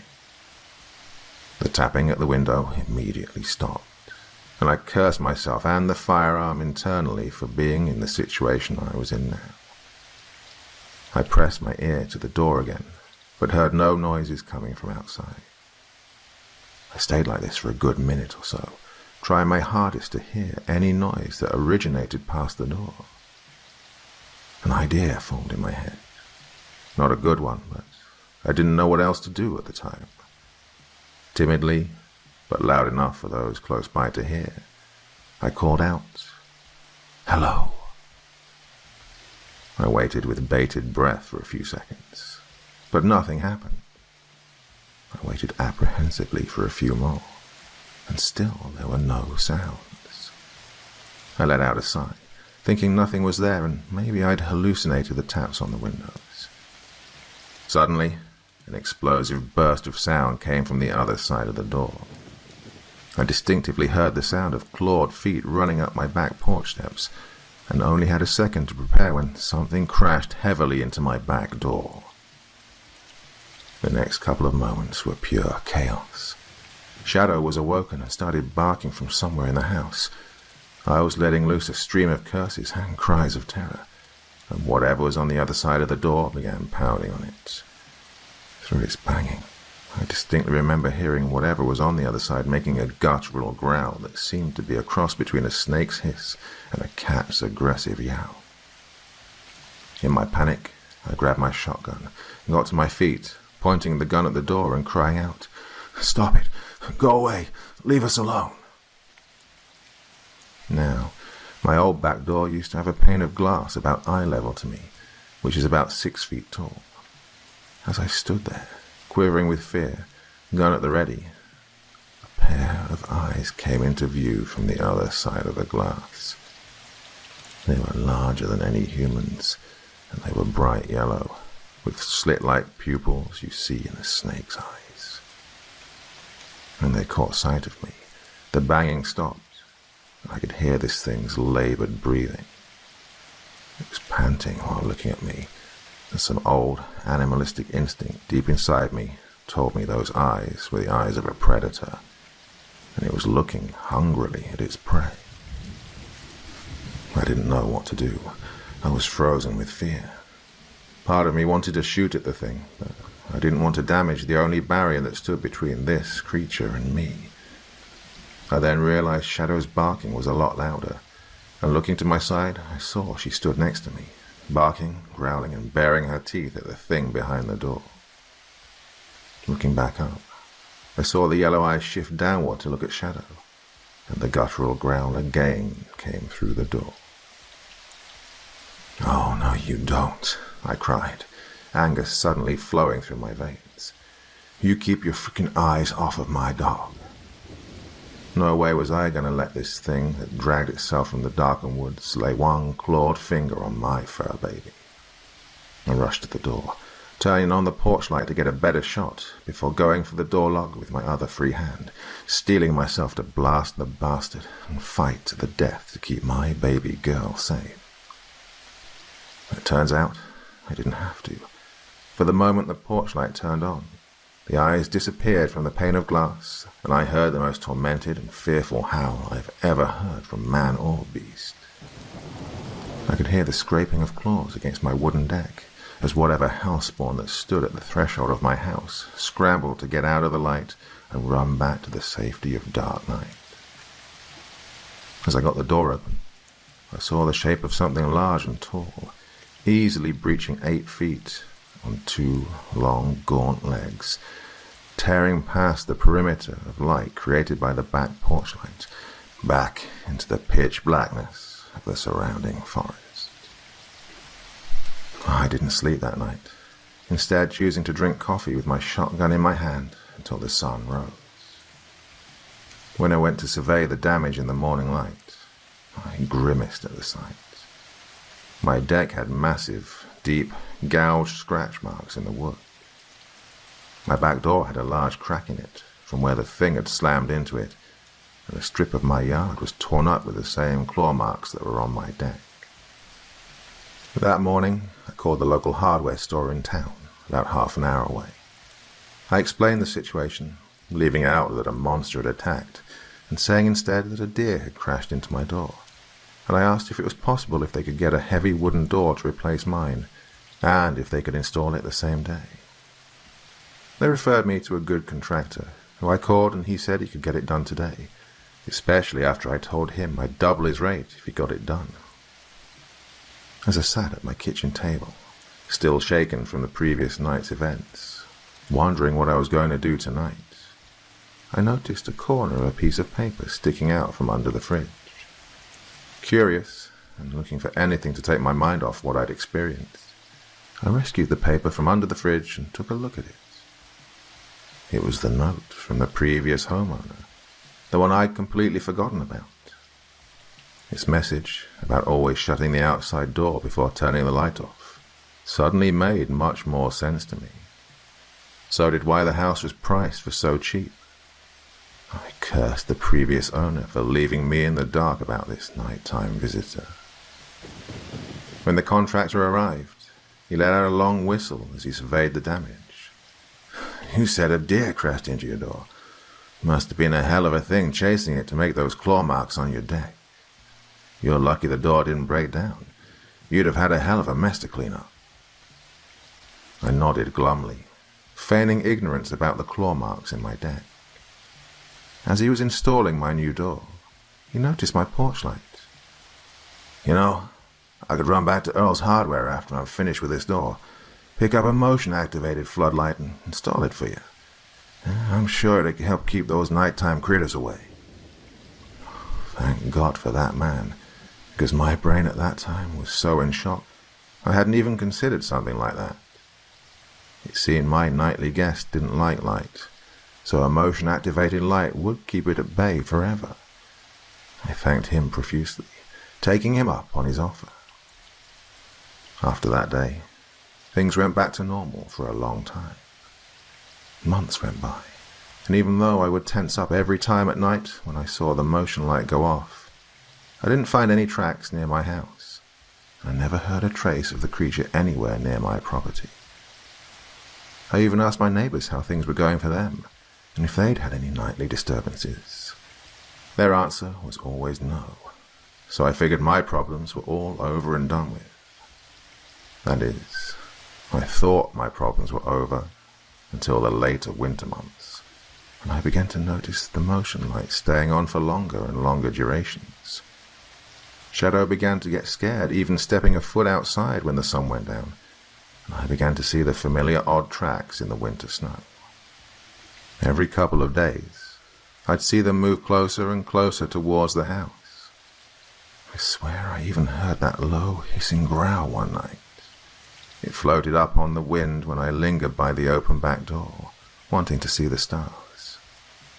That door was shut and locked the moment the sound hit my ears.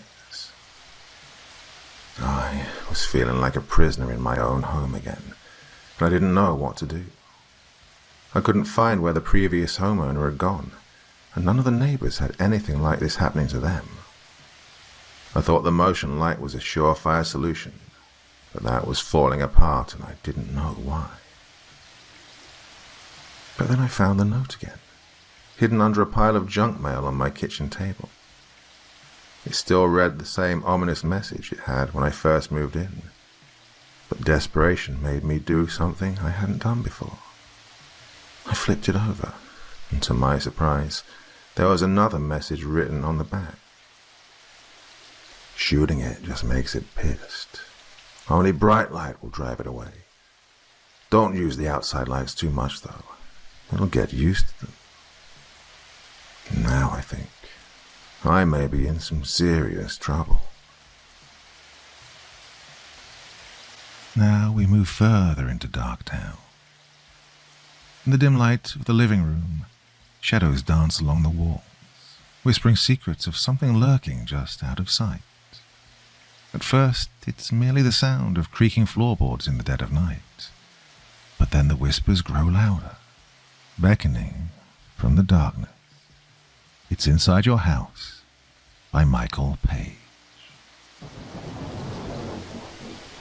It wakes you.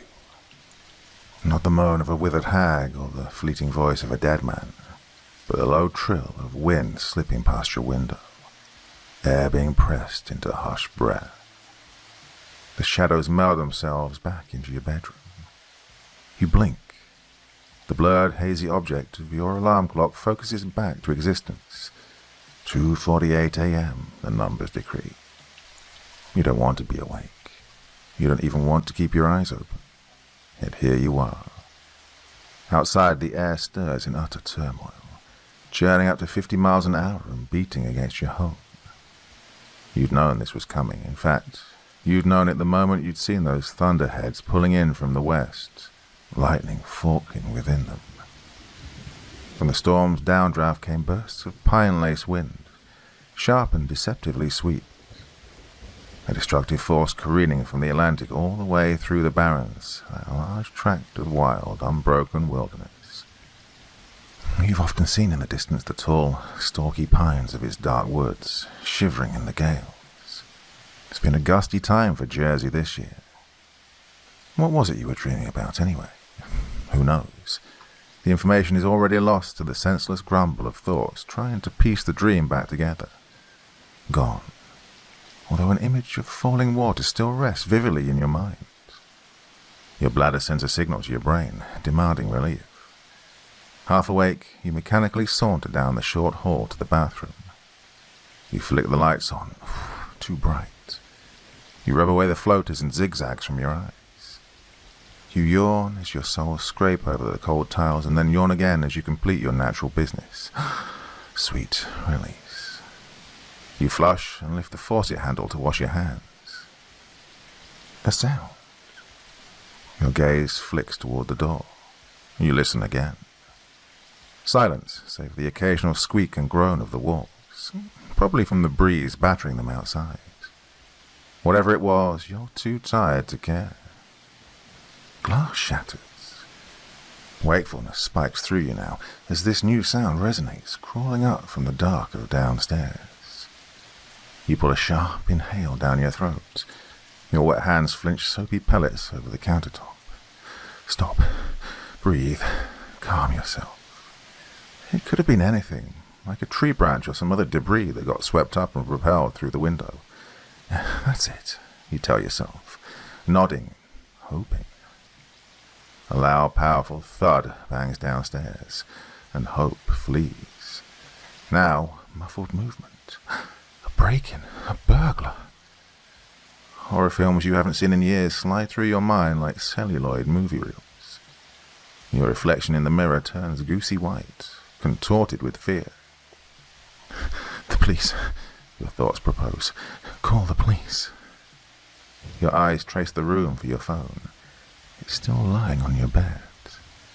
There's still time.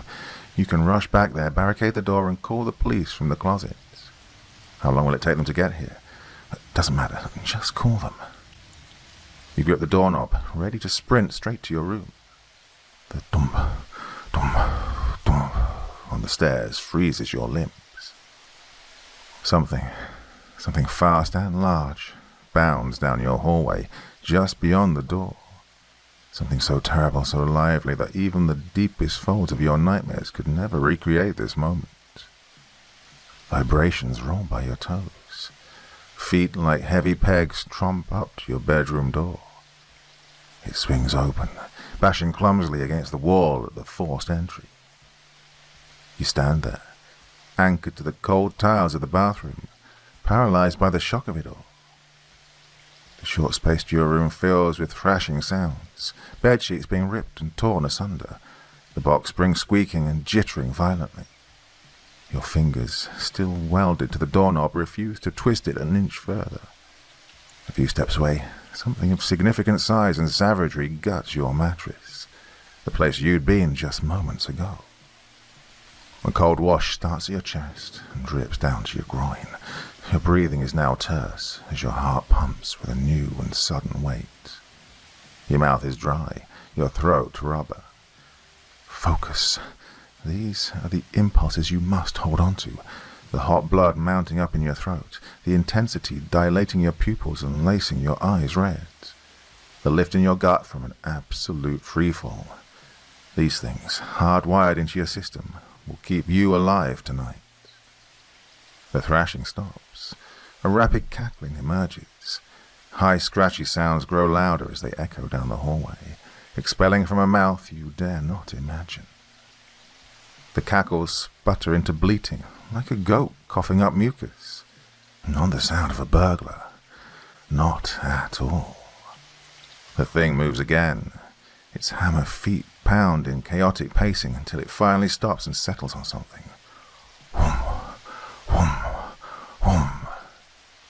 A succession of bangs on the closet door. Why? Because it thinks that's where you are.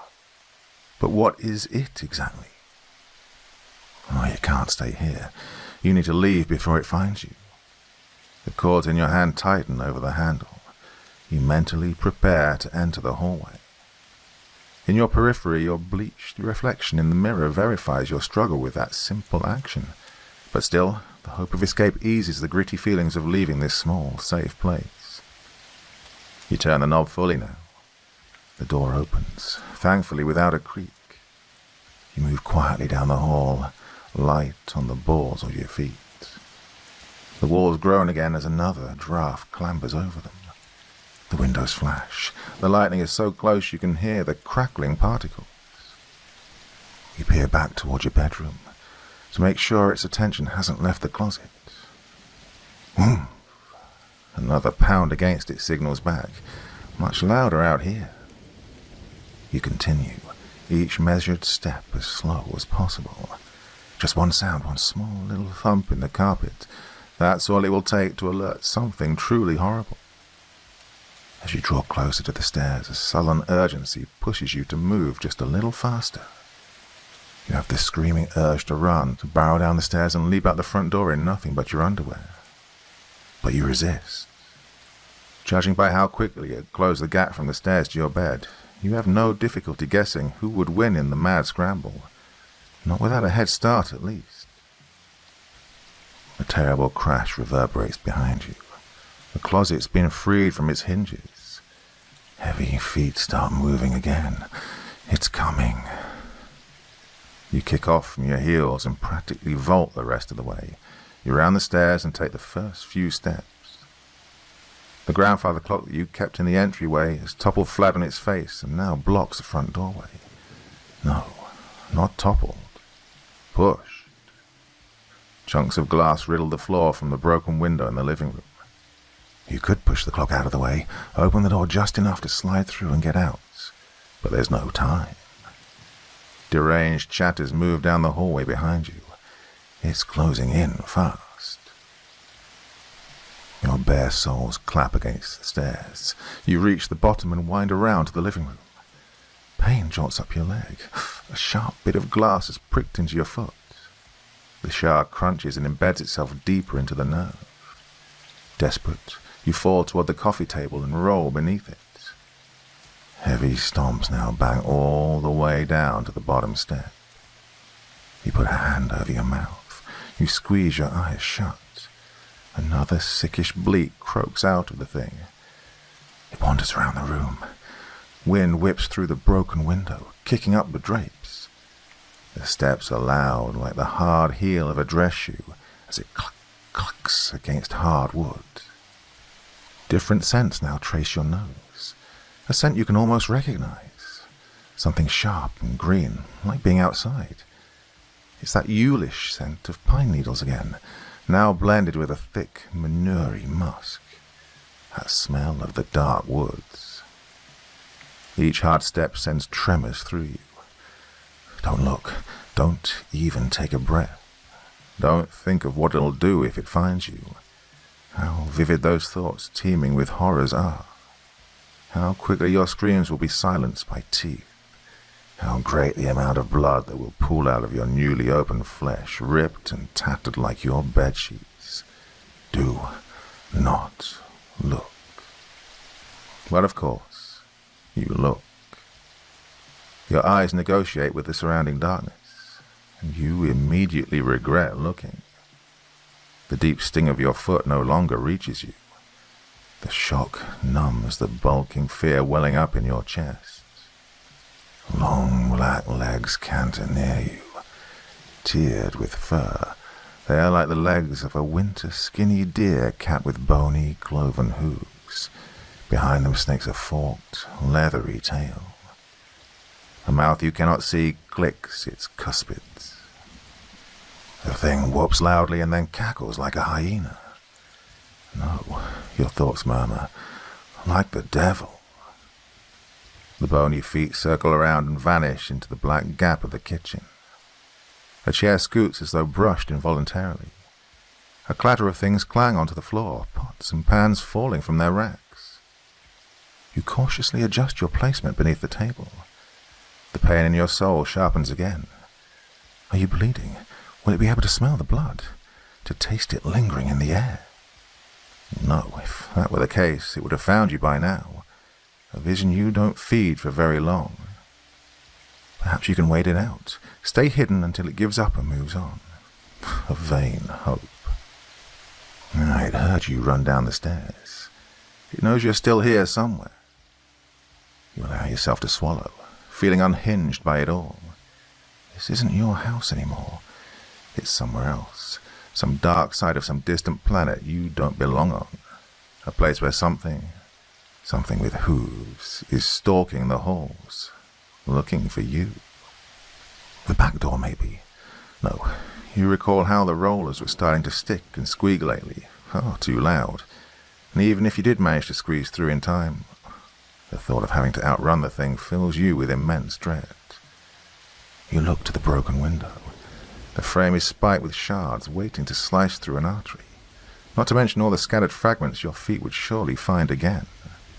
Running would be impossible after that. An idea suddenly clicks. The car keys. You left them on the kitchen counter. They should still be there, mockingly close. If you can just reach them and sneak into the garage, you can get out of here. And that, you reflect, sounds like a good plan. The thing migrates from the kitchen and clucks down the hall. Its cloven feet thump down more stairs. The basement. It must think you've gone there. That'll buy you some time. Not very much, though. Out you go from the coffee table. You breathe softly, small jitters rattling your lungs. You pause a moment to brush a few fingers across your foot to get the glass out. It works some, but you'll need tweezers to get the rest of those evil bits. In the kitchen, you glance about for your keys. Some pans and a dirty skillet litter the floor. The spice rack has toppled, and a feathery art piece of garlic powder has formed on the porcelain. You move forward toward the counter with cautious steps. From the lower level, a muted crash rises up. Something else has been forcibly shoved over. You must hurry. You spot the keys. You stretch out your blood-speckled fingers and curl around them, carefully lifting them so as to not let them jingle in your grip. Another thought dawns on you and leads your hand next to the cutlery drawer. Sharp metal things rattle inside as you open it, much too loud for comfort. But you find and grab the sharpest knife there, so the noise is well worth it. A calculated risk. Having both the keys and the knife in your hands offers a small dose of victory, but you still need to make it down the hall, past the basement stairwell and into the garage. You peer down the corridor and hug the wall as you walk it. You pass by the basement quickly, imagining just for a moment something ready to screech its way out of the pitch. But in just a few paces, you've reached the doorway to the garage. You grasp the doorknob and pull the door open. A new sound reaches you from behind, a wet, acknowledging grunt. You turn. From out of the unseen stairwell, a long, muscular neck twists towards you. Its hooves scrape into the hall. The house flashes with another strobe of lightning, giving feature to its tall, amorphous shape.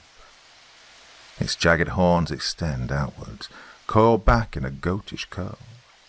Leathery skin hangs down from its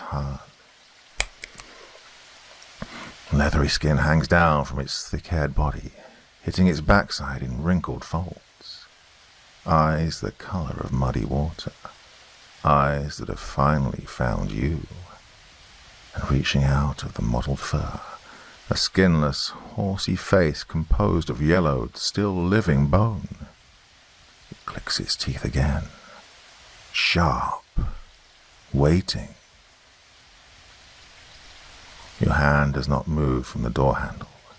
It clenches almost as tightly as the other hand does around the knife, both trembling. The blade is no more than a paperclip compared to the thing before you, twitching its talons. One of your feet is already out the door, squeezed into the small crack of the garage, but there was never going to be a clean escape. It would never allow such a thing. The fear now settles into your legs, grasping the inside of them. It seeps into your joints, turning them into mulch. Thoughts cease altogether. In the next instant, you force yourself to move as everything else moves in rapid order. The door pulling open, hooves beating closer, a high, shrillish cackle. You squeeze into the garage, chased by hot, bestial breath brushing up your neck and down your shoulder. You move to sweep the door closed, but 3 hellish claws slip through the gap. They hook into the thin wood, propping the entry open against their leathery skin. It moves on the other end, tugging angrily at the panel. You pull against it with every cord, every tendon burning in your forearm. You jam the keyring into your mouth while the other hand struggles to keep hold of the knife. The thing yips loudly from the other end. Its thick stench clings to your face. It's strong, and as the pressure from its grasp continues to climb, you know that it's winning. In one quick motion, you plunge the knife deep into the webbing of its talons. A horrible sound, much like the yowl of a dying cat, brays from the other side of the door. Dark crimson blood runs down the steel and drips off in red tears. The claws retract, taking the handle with them as the door finally closes. You climb inside your car, unwilling to take another breath until the keys finally find the slots. The engine rouses to life, and all the symbols on the dash light up in green and amber. You yank the gear stick into reverse, and nearly back the trunk straight into the garage door, thankfully catching yourself and clicking the opener just above your head. The door pulls open with a squeal of rollers and hinges. Even before the metal sheet comes to a stop overhead, you back out and slope down the street. Hands still shaking, you simultaneously switch the gear to drive and slam a hurt foot over the gas pedal. The car peels down the road, revving higher and higher until your house and street are out of sight completely. You look to the rear view, partially anticipating to see it back there, standing tall and upright beneath a street lamp. But there is nothing. You've done it. You've escaped. Your wide, veiny eyes find the road again, as a spasm of wind nearly knocks you off course. It doesn't matter where you're going, not right now anyway. All that matters is getting as far away as possible. A thin laugh shivers out of you, perhaps jovial, perhaps just a bit too manic. You slow down a little, finally allowing some calmness to penetrate through the panic. The wind still howls and sweeps over your vehicle, but as it quiets, a different sound rises behind it, like two heavy tarps flapping about. You look at the side mirrors and again at the rear view. Did you just see something? A thud sounds on the roof. You take another breath and depress the accelerator.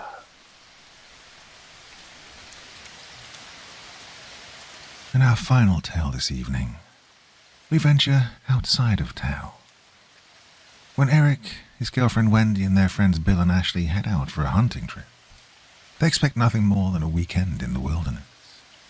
Armed with only a rifle and a pistol, the group ventures deep into the woods, but their peaceful getaway quickly spirals into a nightmare.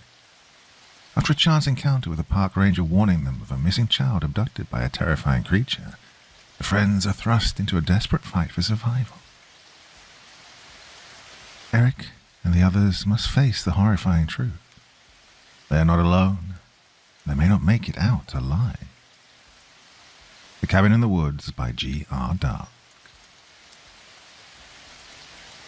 It was the beginning of fall when my friend Bill and I decided to go hunting out in the woods. We had an elk tag and decided to bring our girlfriends with us. Now, allow me to introduce myself. My name's Eric, and my girlfriend's name is Wendy. My friend Bill's girlfriend was Ashley.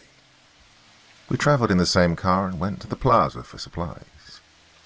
We only brought one rifle and a pistol with us, a .30-06 and a .357 Magnum for self-defense against bears. Bill had a cabin out in the woods that was a 4-hour drive. It has 2 rooms and an outhouse, so it was good enough for us. We'd arrived at the cabin and unpacked our stuff, and the time was around 4 p.m., so we still had some time to go out and look for our elk. The girls wanted to stay at the cabin and relax, and told us that they'd have dinner ready when we got back. So Bill and I got our hunting stuff, and we were on our way to a secret hunting spot where we always find a good-sized elk. We were about halfway to our spot when the park ranger pulled us over and started to inspect our vehicle. "Why are you searching us? We haven't even shot anything yet," Bill asked. "Well, I could see that, but I'm not looking for poachers. A little girl was kidnapped while camping with her parents. Brand said what looked like a 9-foot-tall skinny shadow with antlers on his head ripped a hole in their tent and grabbed her," the ranger said. And he said the father tried to hold on to the little girl, but was overpowered by the creature as the mom just watched in shock, not believing what she was seeing. "The parents didn't have a pistol?" I asked. "No, the family was only here to camp and only had a bear maze, but it was in their vehicle," he replied. "The father said once the thing grabbed his daughter, he ran out into the woods. Last thing he heard was his daughter crying and screaming, 'Daddy!' Now, if you guys see anything like that or know of the little girl's whereabouts, come to a ranger tower and ask for Rick," he continued. "Oh, yes, sir, we will," I said, and then he went back to his car and left. "I know where a ranger station is if we see anything. That sounds like a Wendigo. Might have come from the tribal land on the other side," said Bill. "Don't be a racist, Bill," I laughed. "Not all the Native Americans are witches and do black magic." "How do you know, Eric?" Bill replied. "I worked with a couple back in the day. I have friends that are Native American," I explained. We then drove to our spot and sat down for a couple of hours, calling an elk when we finally attracted one. Bill had shot it, and it ran away from us.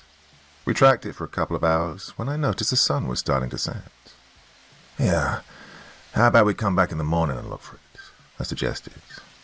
"No," he objected. "What if it's still alive?" I said.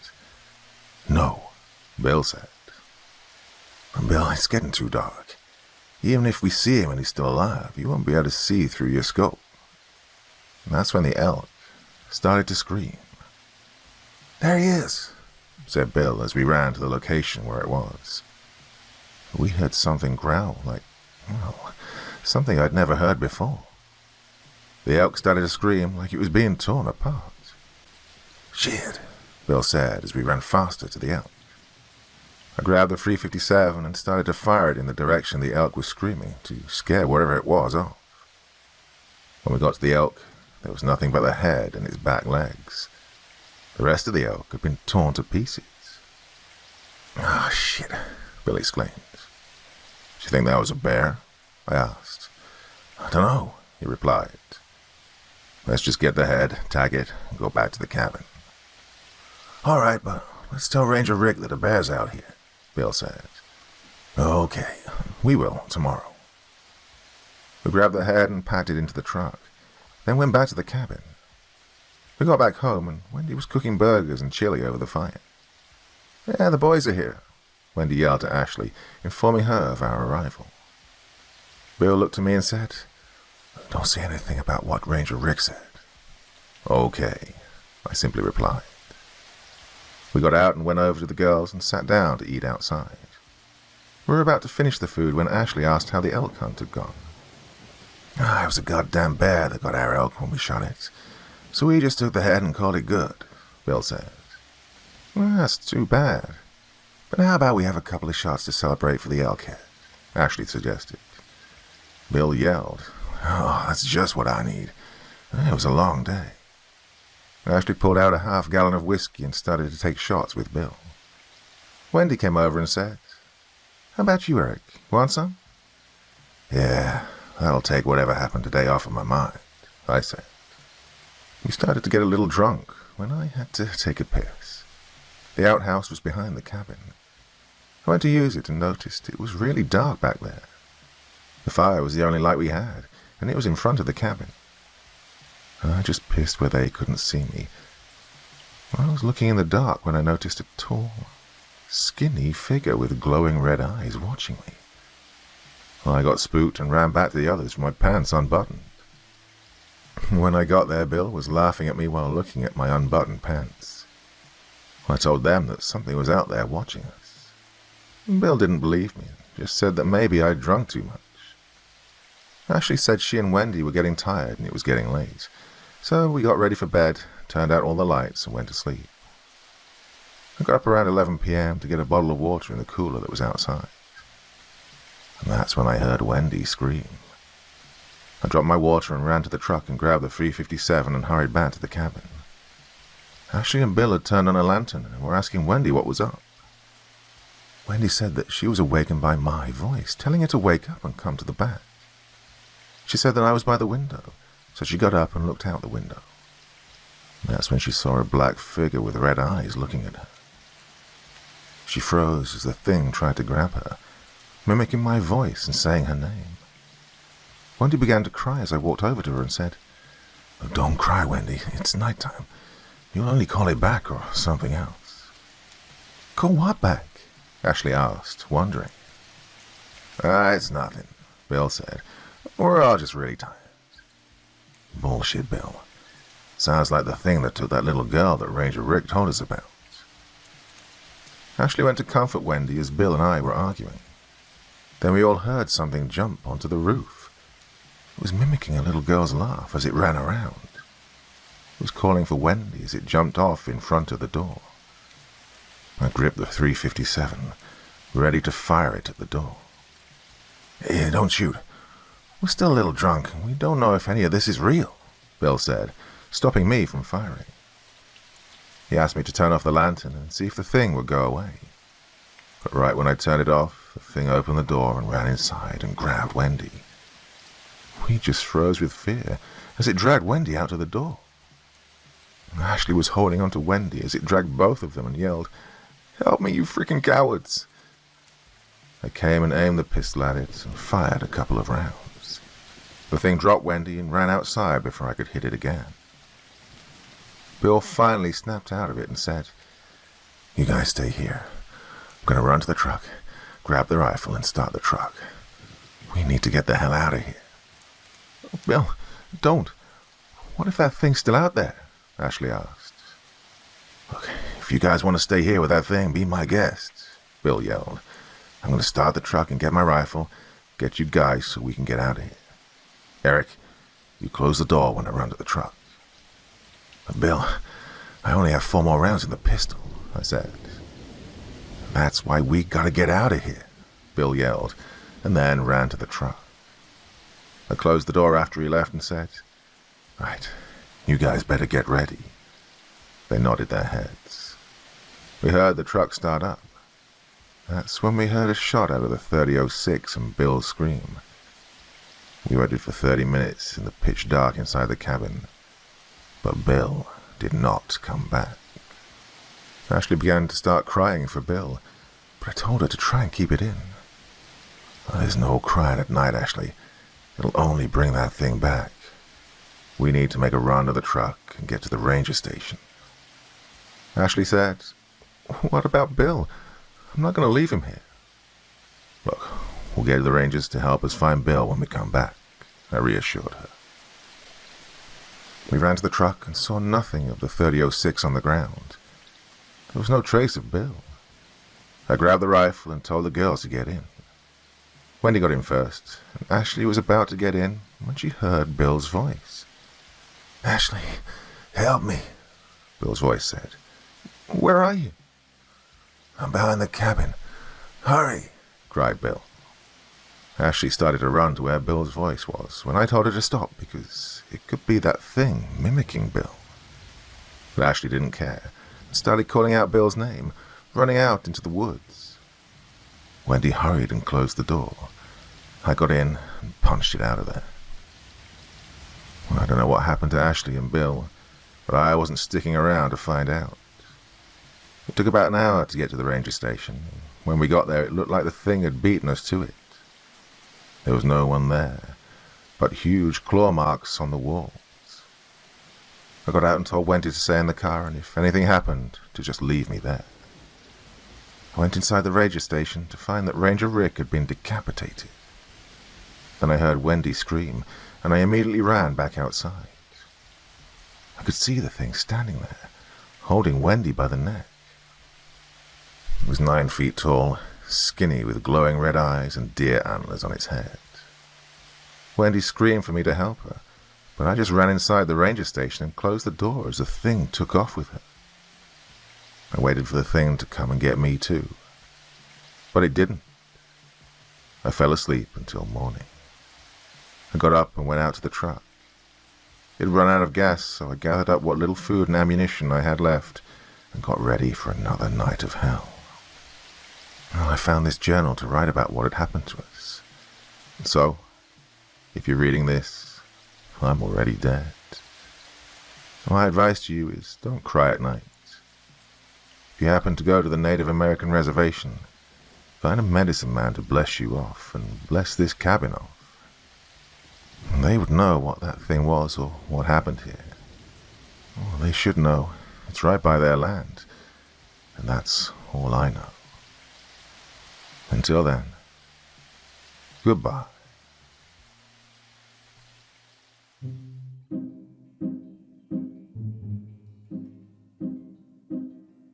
So this was a concept I came up with many years ago, and I really enjoyed doing it, stringing together various stories into kind of a one setting dark town. And I just really enjoyed it. I thought it was something that worked really well, and for some reason I just stopped doing it. But well, let me know what you think. Hope you enjoyed this format. It's a nice way of like making an anthology, bringing different varied stories together, shorter stories, which I know you love, but a lot of people just don't listen to on my channel, unfortunately. That's why I tend to go for the longer ones, but this might be a nice compromise. Anyway, let me know what you thought of that, and if you enjoyed the way I presented those and tried to string them all together. Well, that is it for this evening. What day is it? Oh yeah, I missed yesterday, but I will be back again tomorrow with something brand new. So join me again very soon. Till the next time, my dear friends, very sweet dreams, and bye-bye.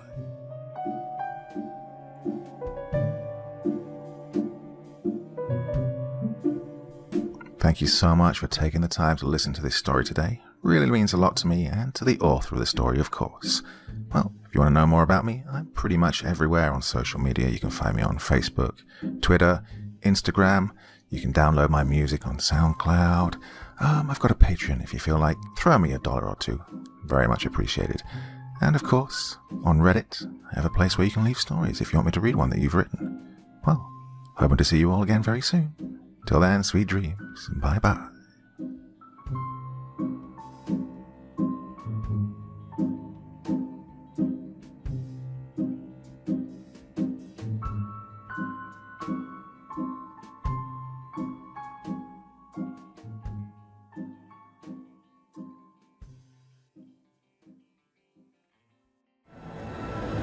It's time to sit back and relax with your favorite drink. And listen.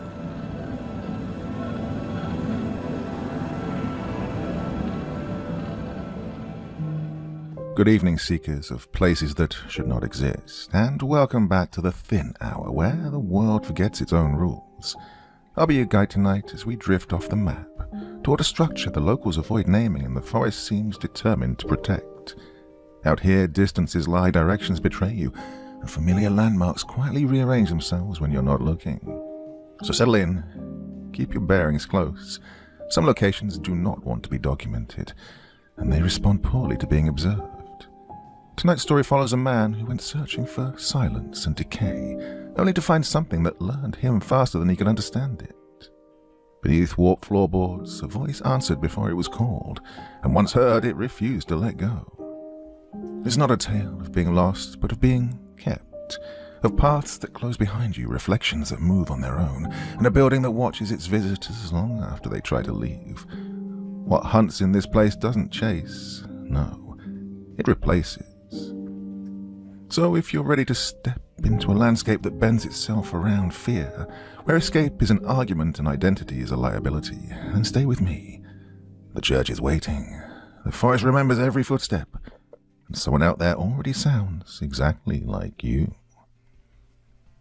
I explored an abandoned church in Romania by Margot Holloway. Prologue. The forest in Romania wasn't quiet, not really. Even on still nights, the trees breathed, shifting their weight, creaking, whispering over the slopes. Fog pooled low between the trunks, carrying the scent of wet stone and decay, thick enough to choke a man who lingered too long. Travelers warned each other away, spoke of lost hikers, missing researchers, of those who vanished without a sound. But the warnings were useless to the curious, the reckless, or the desperate. At the heart of the woods, hidden in a clearing that seemed to fold in on itself, stood the church, abandoned, crumbling and crooked. Its stone walls leaned as if listening, its door half open like a mouth ready to swallow anyone that dared enter. The air around it was heavier somehow, colder, as though the forest itself hesitated before crossing its threshold. The locals called it cursed. Scientists called it a site of unusual geomagnetic anomalies. None explained why compasses spun, why voices echoed from empty hallways, or why those who entered often returned different, or not at all.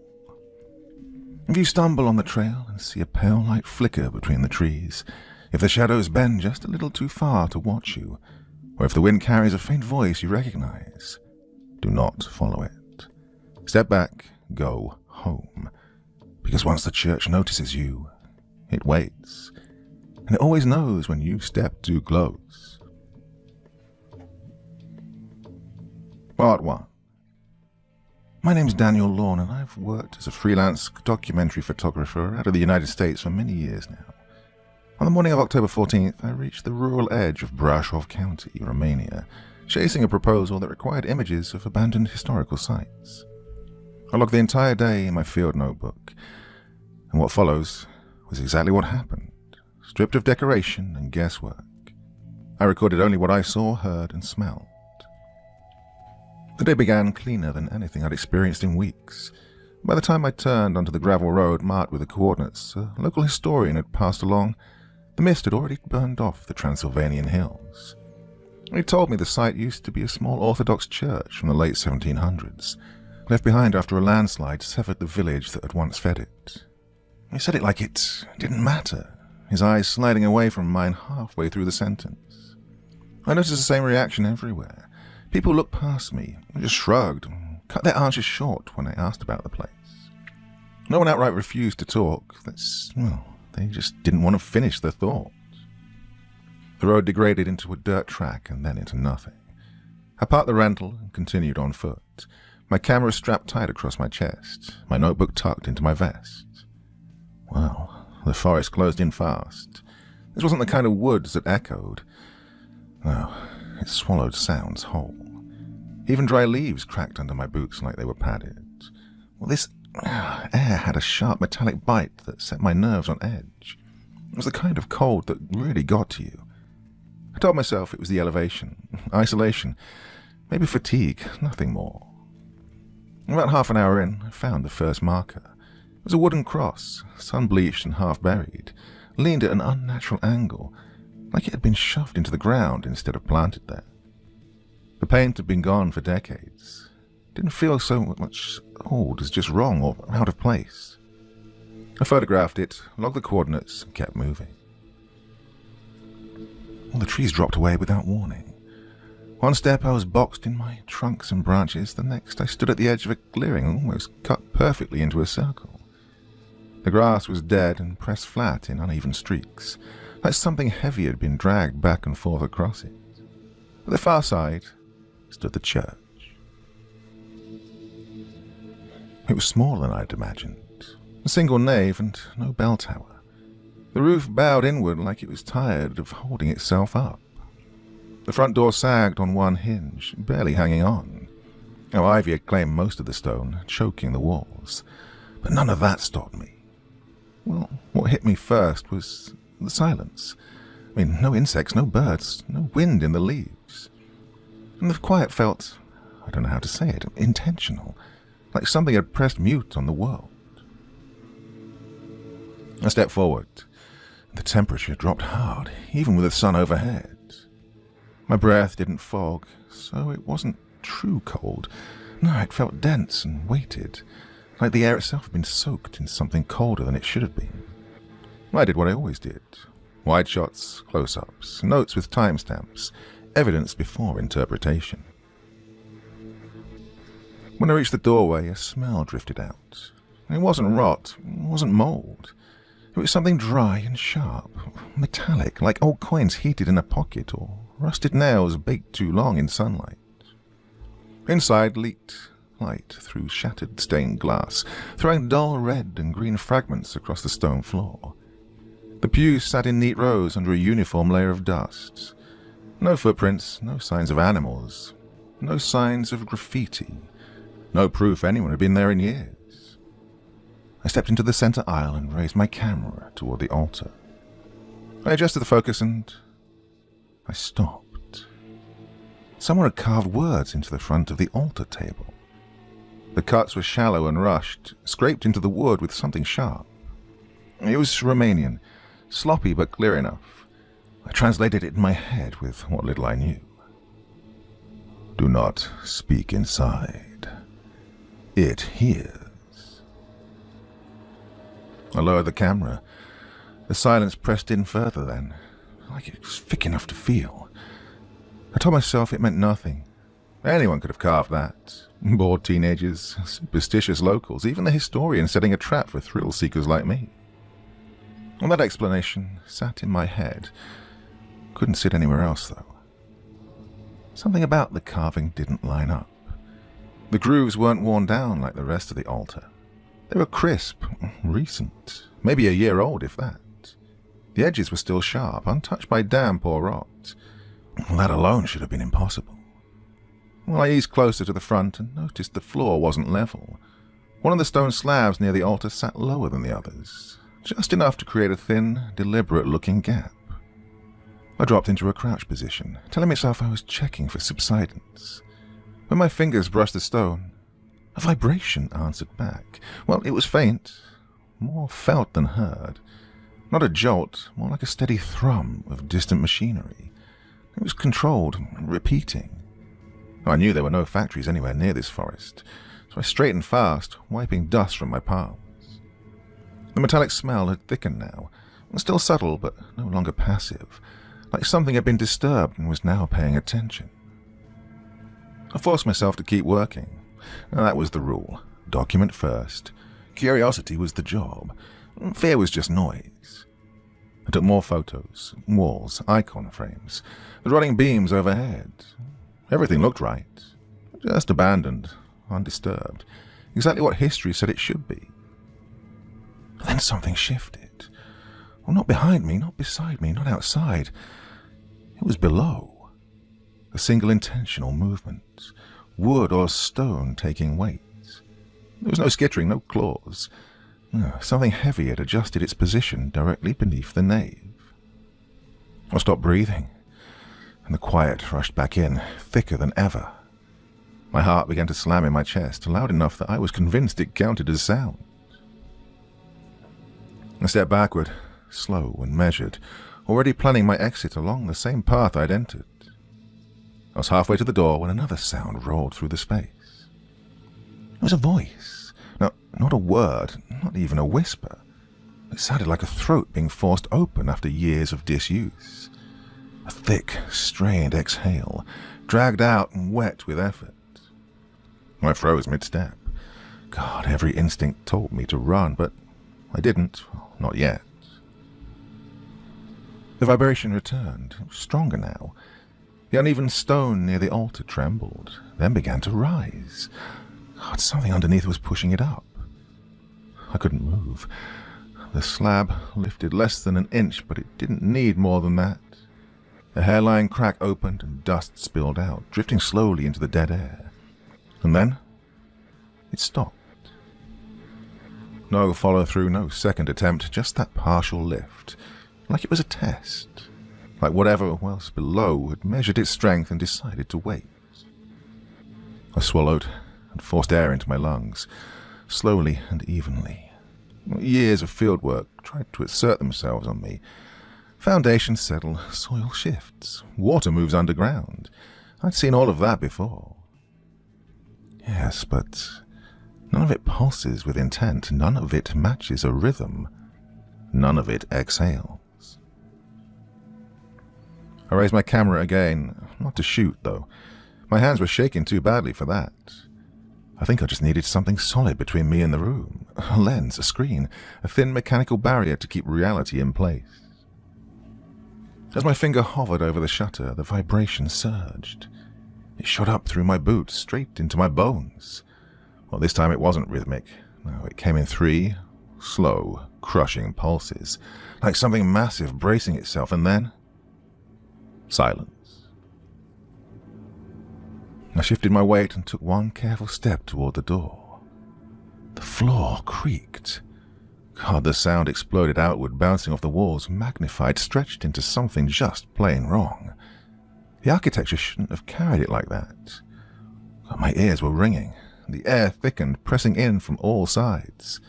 It felt like standing too close to a church organ when someone holds a low note. No sound you can hear, just the feeling of pressure bearing down, daring something inside you to break.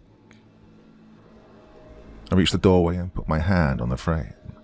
God, even the wood felt wrong. It was dry and ready to splinter, but it was also warm, warmer than the air inside, like someone had gripped the exact spot seconds before I did. I pushed the door another inch, and sunlight spilled across my boots. The instant it did, something inside the church shifted again. Not from below this time, though. Above. A faint scrape drifted down, almost too quiet to register, like timber settling under the weight. I tilted my head back slowly, bracing myself to see something mundane. A raccoon, a feral cat, or anything that would make me feel foolish instead of afraid. There was nothing there. No shape, no movement, but one of the rafters did sway just slightly. The motion was smooth and controlled. It didn't feel accidental at all. It felt, I don't know, aware. I stepped out into the clearing and forced my breathing to slow. The sunlight hit my face, and the warmth was immediate. God, only then did I realize how cold the interior had been. The contrast slammed into me hard enough to make the world tilt. I crouched and steadied myself with one hand on the ground. And when I looked up, I saw what I'd missed before. Tracks. Not footprints, not quite.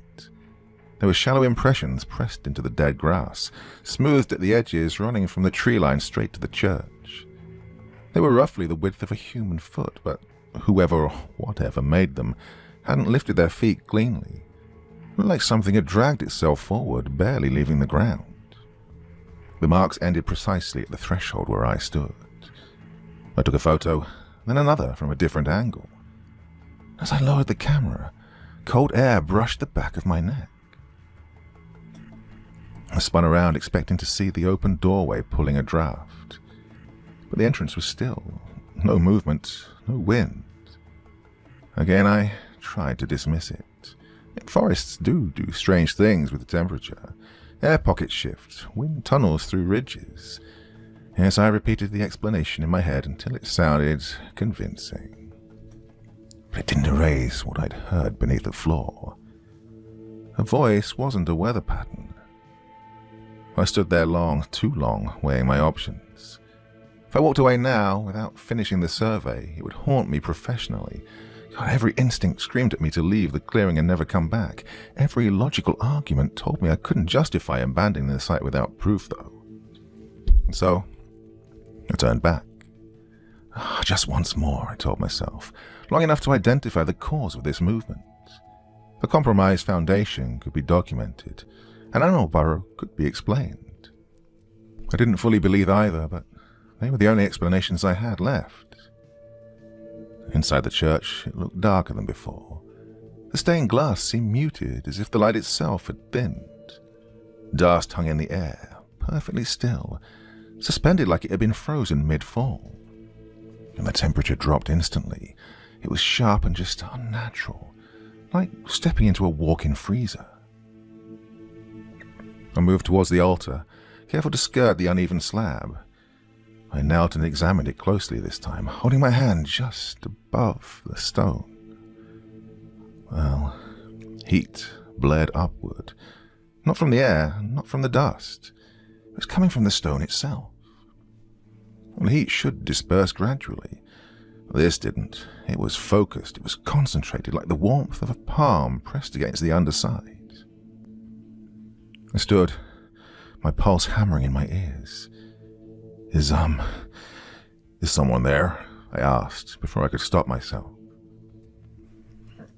Well, my voice shattered the silence, loud and brittle like ceramic breaking on concrete. And regret hit me immediately. The words carved into the altar burned into my memory once more. Do not speak inside. It hears.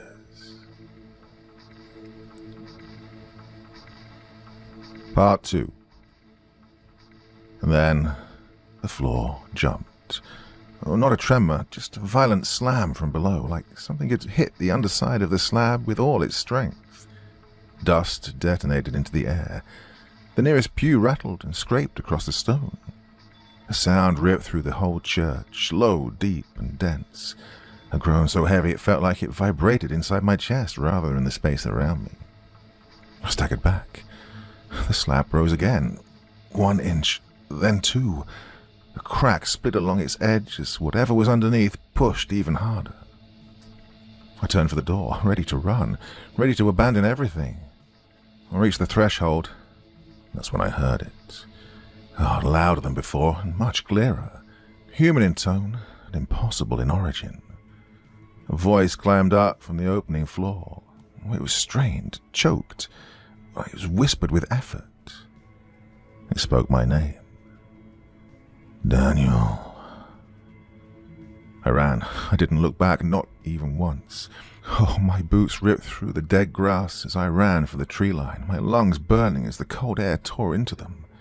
Branches lashed my arms and face when I plunged into the forest, the canopy snapping shut behind me like a jaw. I didn't slow until my breathing turned jagged enough to threaten a blackout. But even then I didn't stop, I just eased my pace, forced control, and listened. Nothing chased me. There were no pounding steps, no snapping limbs, no voice using my name again. But still the forest felt wrong. Well, the usual sounds hadn't come back. There were no insects, no wind, no birds. The deeper I pushed in, the more I noticed how my own footsteps vanished, swallowed by the ground as if the earth was padded to absorb sound. I reached a fallen log and dropped onto it, forcing my breathing into something steady.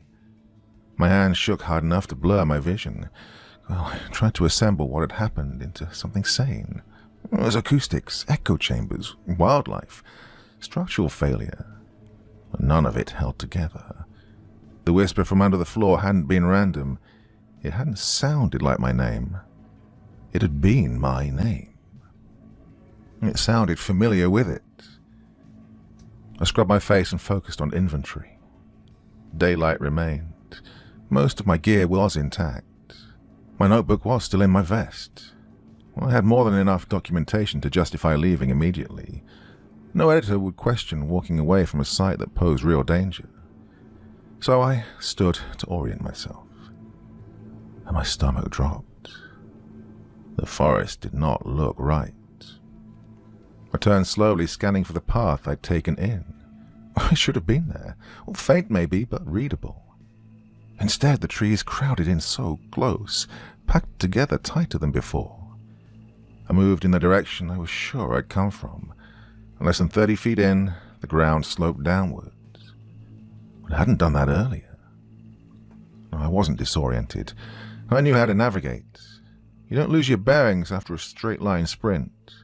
No, the terrain itself had changed. I pulled out my GPS.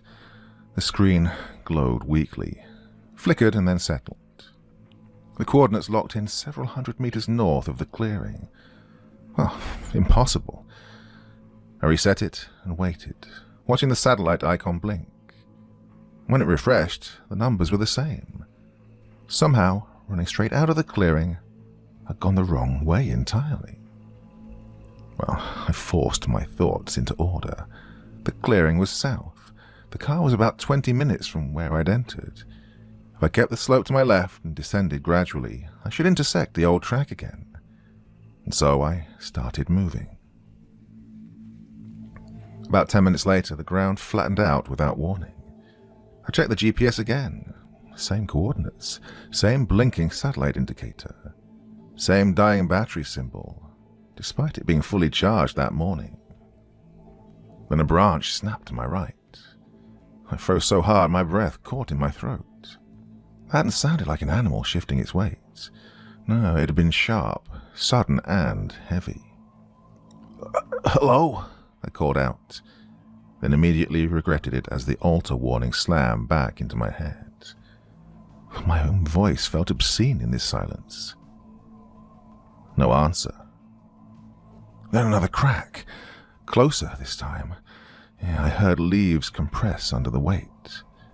I backed up slowly until my shoulders pressed against the rough bark of a pine. My heart hammered so hard it hurt. I scanned the trees without turning my head too much. Nothing moved. No shadows, no shapes where shapes shouldn't be. And then something pulsed at the edge of my vision. It wasn't motion.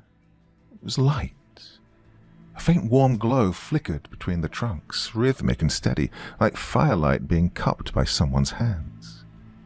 I turned toward it carefully. The glow brightened, then dimmed, shifting position without advancing. Someone else was out here, I told myself. A camper, a shepherd, a hunter. Anyone human would be a lifeline. I moved toward the light, my steps slow and deliberate. The glow stayed half hidden, slipping between trees, always just far enough ahead that I couldn't see its source, only its presence, waiting, pulsing, and leading me deeper into the forest.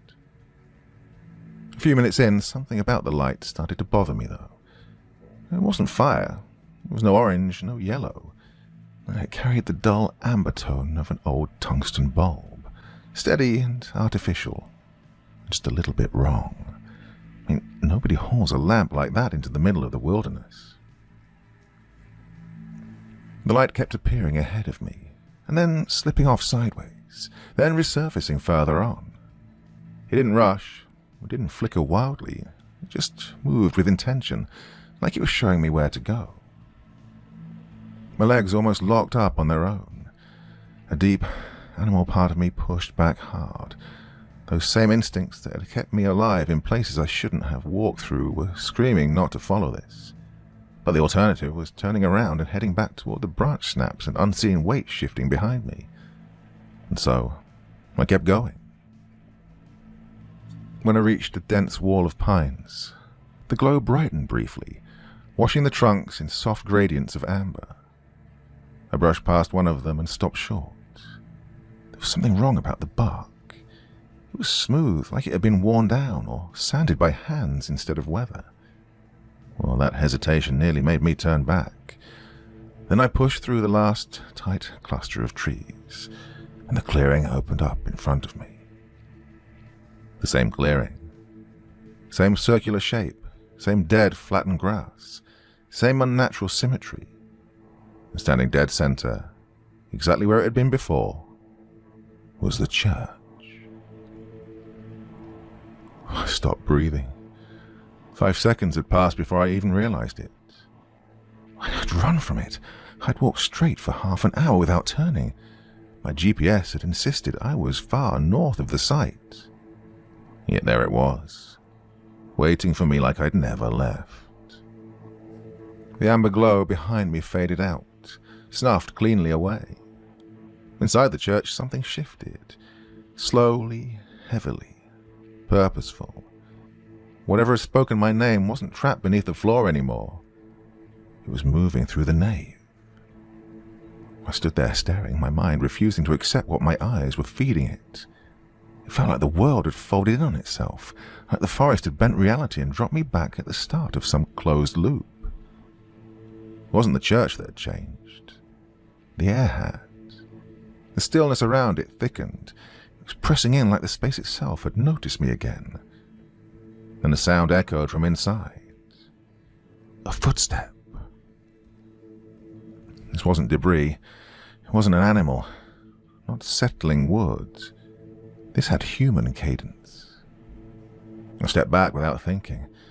My boots crushed dead grass, and the sound traveled too far, carried and magnified as if the clearing had become an acoustic chamber. The movement inside stopped then. I didn't breathe. 1 second passed, then another, then a second step sounded closer to the doorway. My pulse slammed so hard my vision narrowed at the edges. I had to leave. I had to find any direction that didn't drag me back to that place. So I turned toward the tree line, choosing a different angle, and forced myself forward, fast but quiet. My whole body shook, the cold creeping under my skin in a way that had nothing to do with temperature. I kept glancing over my shoulder, expecting something to step out of the doorway. Well, nothing did, at least not yet. I crossed into the trees and kept moving until I'd put as much distance between myself and the clearing as possible, and only then did I let myself breathe normally again. The forest felt different now. The air was warmer, and a faint breeze stirred the branches overhead. For a brief, dangerous moment, hope crept in. Maybe the clearing was a fluke, some geological oddity, an echo trap, a broken structure amplified by fear and exhaustion. Then the breeze died mid-motion. It stopped like a door had been slammed shut on the wind. I kept walking, slowly, carefully, deliberately. I marked my path this time, scratching lines into bark, noting twisted roots and scarred trunks, tracking direction by the sun whenever it broke through. But every few minutes the forest shifted. Trees crowded closer together. The ground pitched when it shouldn't have. My markings vanished or reappeared on the wrong side of the same trees. Then my chest tightened. Oh, the forest wasn't following geography anymore, and I had no way to navigate something that didn't respect direction. Then I heard it again. A faint exhale behind me. It wasn't close and it wasn't loud. It was just enough to brush the edge of my hearing. So I turned slowly. Again, there was nothing there. No figure, no movement, no broken branches, just the forest standing perfectly still, watching. I needed elevation. I needed perspective. See the land. Find something fixed. I spotted a gentle rise ahead and forced myself toward it. The climb helped. The burn in my legs, the drag in my lungs. Those were familiar sensations. Physical effort anchored me when my head wouldn't. When I reached the top, I stopped and pulled in a deep breath, expecting a valley, a road, anything that would tell me where I was. And the clearing sat directly below. The same clearing, the same perfect circle of dead grass, the same leaning cross near the edge, the same warped church with its door hanging open just enough to breathe through. My knees nearly buckled. God, I'd walked uphill for 15 minutes without changing direction. The sun hadn't shifted. There was no way this was a mistake. And yet the church sat at the base of the hill like it had always belonged there. I backed away from the ridge, refusing to look at it again. My pulse thudded behind my eyes. Whatever this was, it was not natural. And it wasn't just in my head. Look, I trained for disorientation, handled it in caves, deserts, whiteout conditions. And this was different. This felt engineered, like the land itself was rearranging movement. And a single step echoed faintly up the hill. It didn't need volume. No, the meaning was clear. Whatever was inside the church had moved farther into the nave. I turned and descended the opposite side of the rise. I stopped caring about trails or logic. I just needed distance from the repeating geometry. The brush thickened, branches raked my jacket, roots hooked my boots, and I forced my way through, deeper into the trees, until my legs burned and my throat scraped raw from cold, dry air. Eventually, I stopped sensing the clearing behind me. And that's when I saw it. A shape ahead. Dark, tall, human. About 30 feet out. I was too still to be an animal, too solid to be a shadow. I froze instantly, instinct taking over. The figure didn't turn, didn't shift. It just stood angled away from me, shoulders hunched, head bowed slightly forward, like it was listening. I tried to reason it out. A lost hiker maybe, a shepherd. Someone collecting firewood. But my gut pulled hard in the opposite direction. This posture wasn't casual. It wasn't observant. It felt expectant. So I eased one step back, and the figure straightened. I stopped breathing and leaned behind a tree so slowly that my muscles screamed. I peeked again. It was gone. Leaves then rustled to my right, fast and controlled. Not running, just repositioning, like it had moved closer without making a sound. I retreated into the thicket, every nerve lit up. My hands shook so badly I almost dropped my camera. I shoved branches aside, desperate to put obstacles between me and whatever had shifted position. After another minute, I stumbled into a tight pocket in the woods. It wasn't a clearing, just a collapse of undergrowth. I stopped there, my lungs heaving, trying to regain control. And then, something moved behind me. Oh, I didn't turn. I couldn't. My hands curled into fists, my vision narrowed. Cold swept through the air, and something brushed my ear. Not a voice, not sound, just breath shaped into meaning. Stop. The word wasn't spoken. It just formed in the space around me. Well, adrenaline snapped the hesitation, and I spun. Nothing. No figure, no movement, no sound. Then my foot snagged on something half buried in the soil, and I looked down. Wood.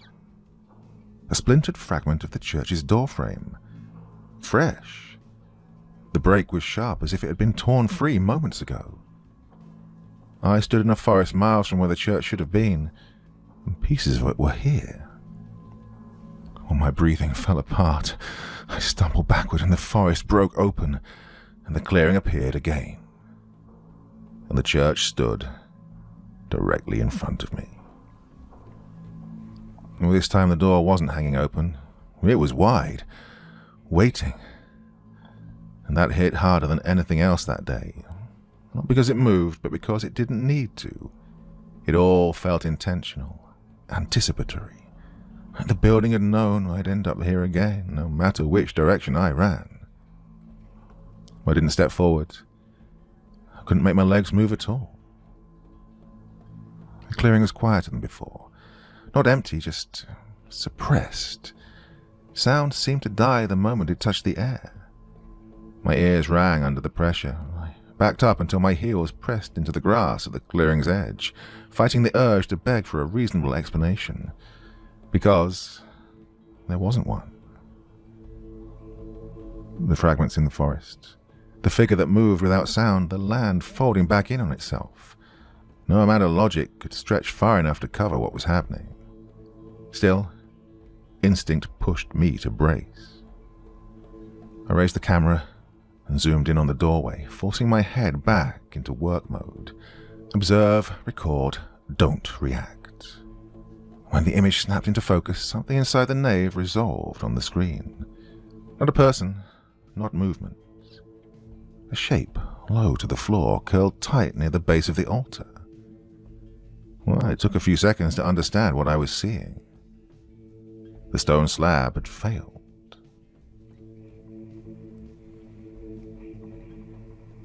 Part 3. One corner had broken inward, collapsed under pressure, leaving a jagged hole that opened into whatever space lay beneath the church. Dust and shattered fragments ringed the break like fallout. My chest completely locked up. Something hadn't just shifted down there. No, something had been forcing its way up. The air moved. It wasn't a breeze, just a short, sharp pull like something drawing breath just inside the doorway. The hair along my neck stood straight up. The edges of the open door darkened, as if the interior was actively eating the sunlight instead of letting it in. I lowered my camera. No, I whispered to myself, to the place, to anything listening. Something answered, but not from the church, from the tree line behind me. One quiet word carried on a breath I couldn't feel. Come.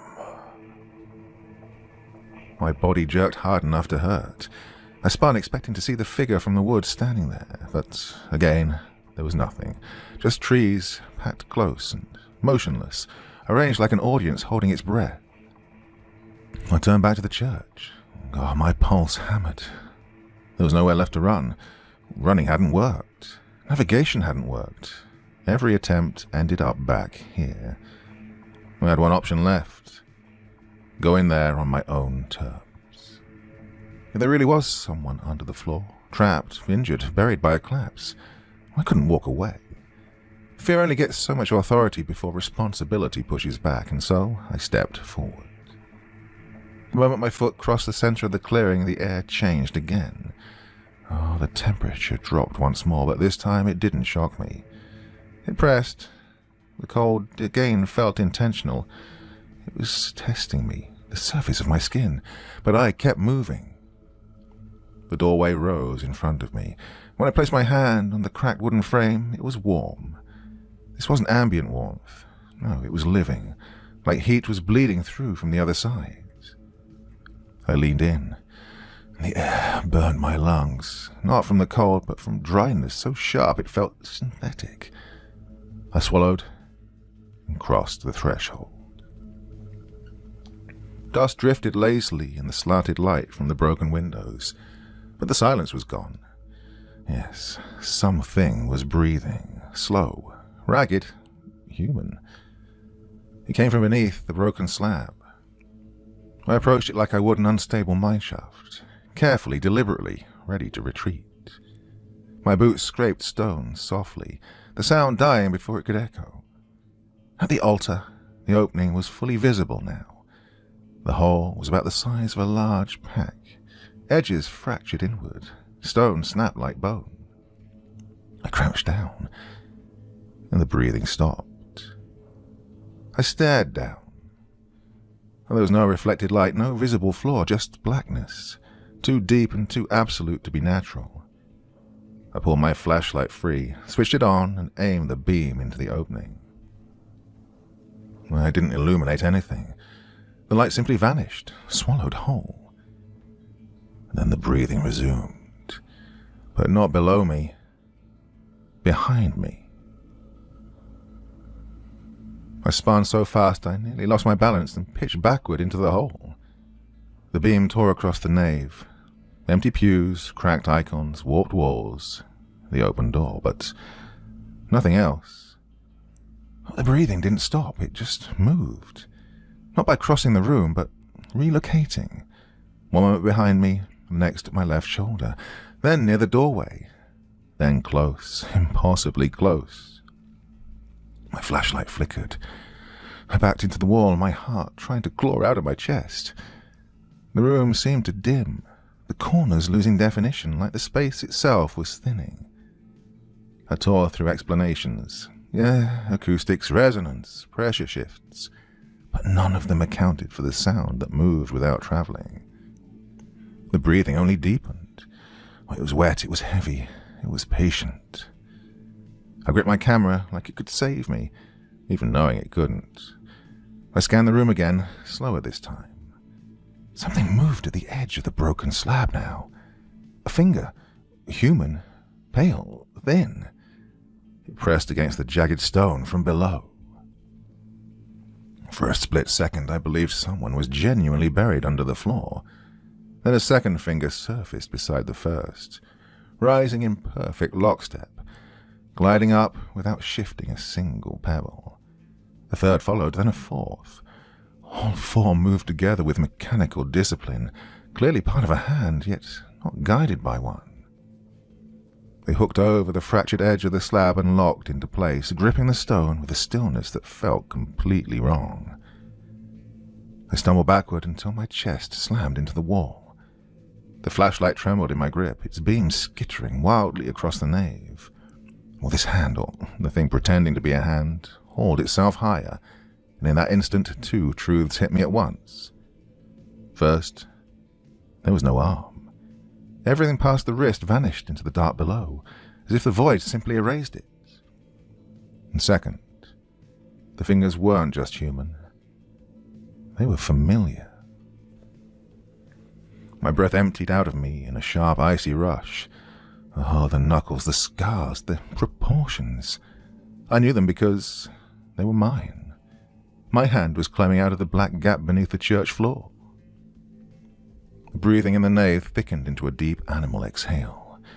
The fingers tightened on the stone now, the tendons flexing, and something began to pull itself upward.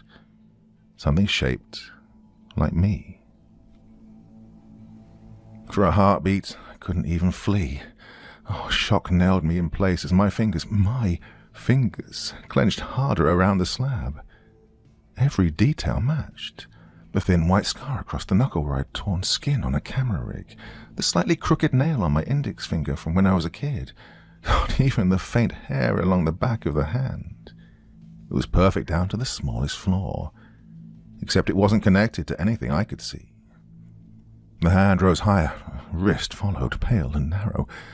When it slid into the weak shaft of light, the surface shimmered, like the skin stretched too tight over something that wasn't bone. I lurched sideways and smashed into a pew. Dust exploded into the air. My flashlight beam ricocheted across the church. Useless. The breathing grew louder and deeper, as if the building itself was now inhaling from every corner at once. The hand now braced against the stone. Then a second hand appeared beside it, also mine. Oh, my pulse hammered so violently my vision smeared at the edges. The cracked slab groaned under the strain of whatever was forcing its way up. From below came the sound of slow, wet motion, muscle dragging across stone, flesh squeezing through a space that should never have allowed it. And I forced my legs to move. My boots slid on gravel and broken plaster. My shoulder clipped the wall as I shoved off, staggering toward the doorway. Every step felt heavy and muffled, like the air itself resisted me. The door was still open, unchanged, a thin frame of grey daylight. 5 steps behind me, something exhaled out of the hole. The sound was deep and resonant, vibrating through the floor hard enough to stir the dust around my feet. 3 steps. 2. Another noise followed, a thick, meaty impact, knees striking stone. Then fingers scraped across the floor, dragging forward, not fast, but deliberate. Across the threshold, into the clearing, my breath locked painfully in my chest. I wasn't alone. A figure stood near the far tree line, the same one I glimpsed earlier in the forest. It was tall and still, roughly human but warped in its proportions. Shoulders too narrow, spine bent just enough to be unsettling. Its head tilted. Wasn't watching, just listening. The distance between us was maybe 50 yards, but the posture told me everything. It was waiting. I backed toward the doorway. Every instinct screamed again to run the other way, anywhere but deeper into that clearing. But I remembered what had happened the last time I tried. The forest bent and warped. The paths lied. No matter where I went, I ended up back here. Well, behind me, inside the church, the thing continued pulling itself into the world. The sound of its hands sliding across stone scraped raw against my nerves. I was out of options. Either I faced the figure ahead of me, or I let my double finish crawling out behind me. So I chose the only option that felt even remotely survivable. I slipped back inside and flattened myself against the wall just as something massive scraped across the nave floor. Stone grated. When my flashlight finally stopped shaking, the beam settled on 2 pale hands locked around the broken slab. Yes, those hands that I knew. And then a face started to rise. My face, well, almost. Not warped, not grotesque, just incomplete. Like a bad reconstruction built from memory and guesswork. The eyes formed first, peeling open so slowly, the lids stretching as they took shape. They were my eyes, same color, same set, but God, they were empty, focused on nothing, carrying an expression that didn't belong to any emotion I recognized. The rest followed in pieces. Cheekbones, sharp, a jaw that didn't quite line up, skin pulled tight and thin over bone. The mouth opened and closed in slow, deliberate motions, as if testing how it worked. Daniel. My name came out wet and thick, not whispered, but spoken. Each syllable dragged through the air, shaped with effort, like it was learning language from scratch. I staggered backward toward the pews, almost tangling my feet. The thing hauled itself higher, shoulders clearing the edge of the slab now. Its spine straightened with a series of soft, intentional cracks, vertebrae snapping into place one by one. Then it froze. The breathing in the room cut off, and it was dead silence. Its head jerked, not toward me, but toward the open doorway behind me, like it felt something there. That's when I heard it. Footsteps in the clearing, not just one set, several. Slow, heavy, perfectly timed. They came from different directions, closing in with calm precision that turned my stomach. Daylight outside had dimmed, as if bodies were blocking it. I turned toward the doorway. There were shapes there now, not just one, but 3. Tall silhouettes, stiff and human-shaped, all nearly identical. They didn't advance, they just stood at the edge of the clearing, shoulder to shoulder, forming a line. Well, behind me, the creature inhaled sharply, and outside the shadows answered with a low, unified exhale. They were talking. Well, this realization iced my blood. This wasn't chance. I hadn't wandered into some ruin.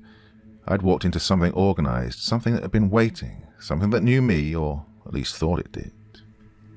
The thing behind me planted a hand on the floor now, preparing to stand. Well, I didn't think, I just ran. Not toward the clearing, not toward the figures. I sprinted for the back of the nave, straight at a rotten side door hanging half free from its frame. I hit its shoulder first, and the wood split with a sharp crack and gave way, collapsing outward into a narrow passage I hadn't known existed. And I fell into the darkness beyond. Well, the breathing changed, all of it. The thing in the church, the figures outside, even the air itself, everything inhaled at once. Then the corridor behind me slammed shut without anything touching it. And ahead of me, the darkness thickened, waiting patiently and intentionally. For a few seconds I just stood there, blind and shaking, my pulse slamming so hard it felt like my ribs might fracture. Whatever had closed behind me had done it with enough force to shake dust loose from the stone. There was no latch, no footsteps, no movement, just impact and then stillness. I reached out, my fingertips brushing rough rock. Well, the corridor was tight, barely wider than my shoulders, but the cold was different here. It was stale, sealed, ancient. The kind of cold meant for places never meant to be found. My flashlight flickered then again, but held. Oh, the beam revealed a long, straight passage stretching ahead. The ceiling was low enough that I had to hunch down. The walls were uneven stone, hacked out crudely, maybe centuries ago.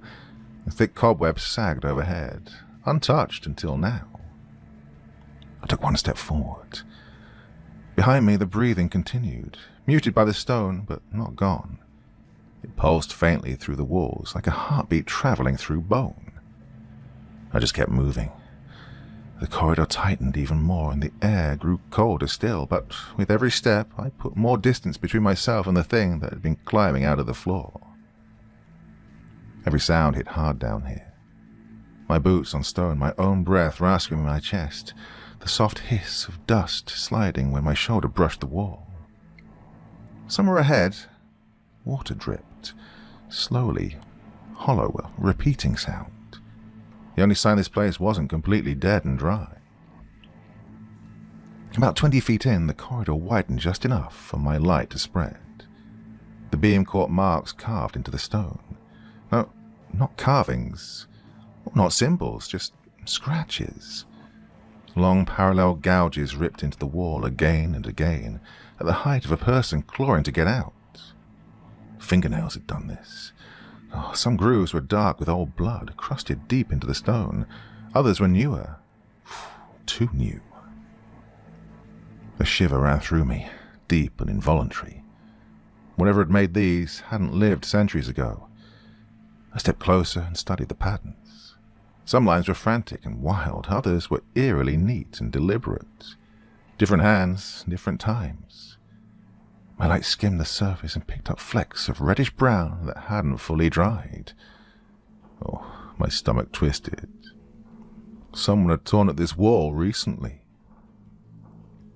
Passage curved right, opening into a shallow chamber. Maybe storage at one point, maybe nothing at all. I edged inside, sweeping the beam low. Bones. Scattered pieces, no order to them. Small fragments I could almost explain away as animals, mixed with others that I couldn't. Something caught the light near the wall then. Fabric. I crouched and lifted it carefully. Bright orange, synthetic, modern. A shredded piece of hiking gear. I dropped it like it was burning me. My breath sped up, sharp and shallow, and I backed out of the chamber and forced myself forward, deeper into the corridor. Panic clawed at my throat, but stopping felt worse. The passage narrowed again now, swallowing all the light. My flashlight struggled more than before. Behind me the breathing had shifted. It was faint, distant, but still unmistakable. The sealed door groaned, the stone grinding against something solid. Not breaking, just testing, like weight leaning in, feeling for weakness. And so I picked up my pace. The floor sloped downward just enough to notice. The air dropped another degree, then another, until each breath stung my lungs. My fingers numbed around the flashlight. And then I heard it. Not breath, not steps, just a whisper. So soft I almost dismissed it as nerves. Daniel. My hand jerked. I nearly lost the light. That voice wasn't mine. It wasn't the thing from the slab either. This voice was human, thin, strained, and female. Part 4. My thoughts spiraled. Someone else had been in here, a hiker, an explorer, someone who hadn't made it out. "Hello?" I whispered, and then froze, the warning from the altar slamming back into me. Do not speak inside. Too late, the corridor reacted. The darkness ahead thickened, swallowing all sound. A low vibration then rolled through the stone under my boots, and dust slid down from the ceiling in a shallow, deliberate fall. Then the whisper came again, closer this time. "Daniel, don't." That last word cracked like it broke apart in her throat. I swallowed, God, my mouth painfully dry. "Who are you?" I breathed, barely shaping the words. Nothing. Then a scuff behind me, close, 10 feet, maybe less. I spun, throwing the light back down the passage. It was empty, but the shadows looked heavier, piled on in places where they didn't belong. Another scuff. Bare skin on stone. Careful, afraid of being hurt. "Help me," the voice whispered. God, my instincts tore in half. If someone really was trapped down here, I couldn't walk away, but every warning I had screamed that voices were being used on me now. The sound grew louder, and then it stopped. Slowly, agonizingly slowly, a hand slipped into the edge of my flashlight beam. Not from the floor, not from a hole, but from around the corner behind me. A human hand, thin and shaking, fingers raw and bleeding. Dirt packed under broken nails, one knuckle split open, swollen like it had been smashed against stone again and again. Well, my light shook violently. The hand clenched, scraped the wall once and left a fresh smear of dark red. Then a face leaned into view. A woman, her hair matted, her cheeks sunken, eyes wide and wild with terror. Oh, she looked straight at me, mouth open in silent pleading. My heart slammed hard enough to hurt now. I stepped toward her. Her expression changed, but not with relief. Fear.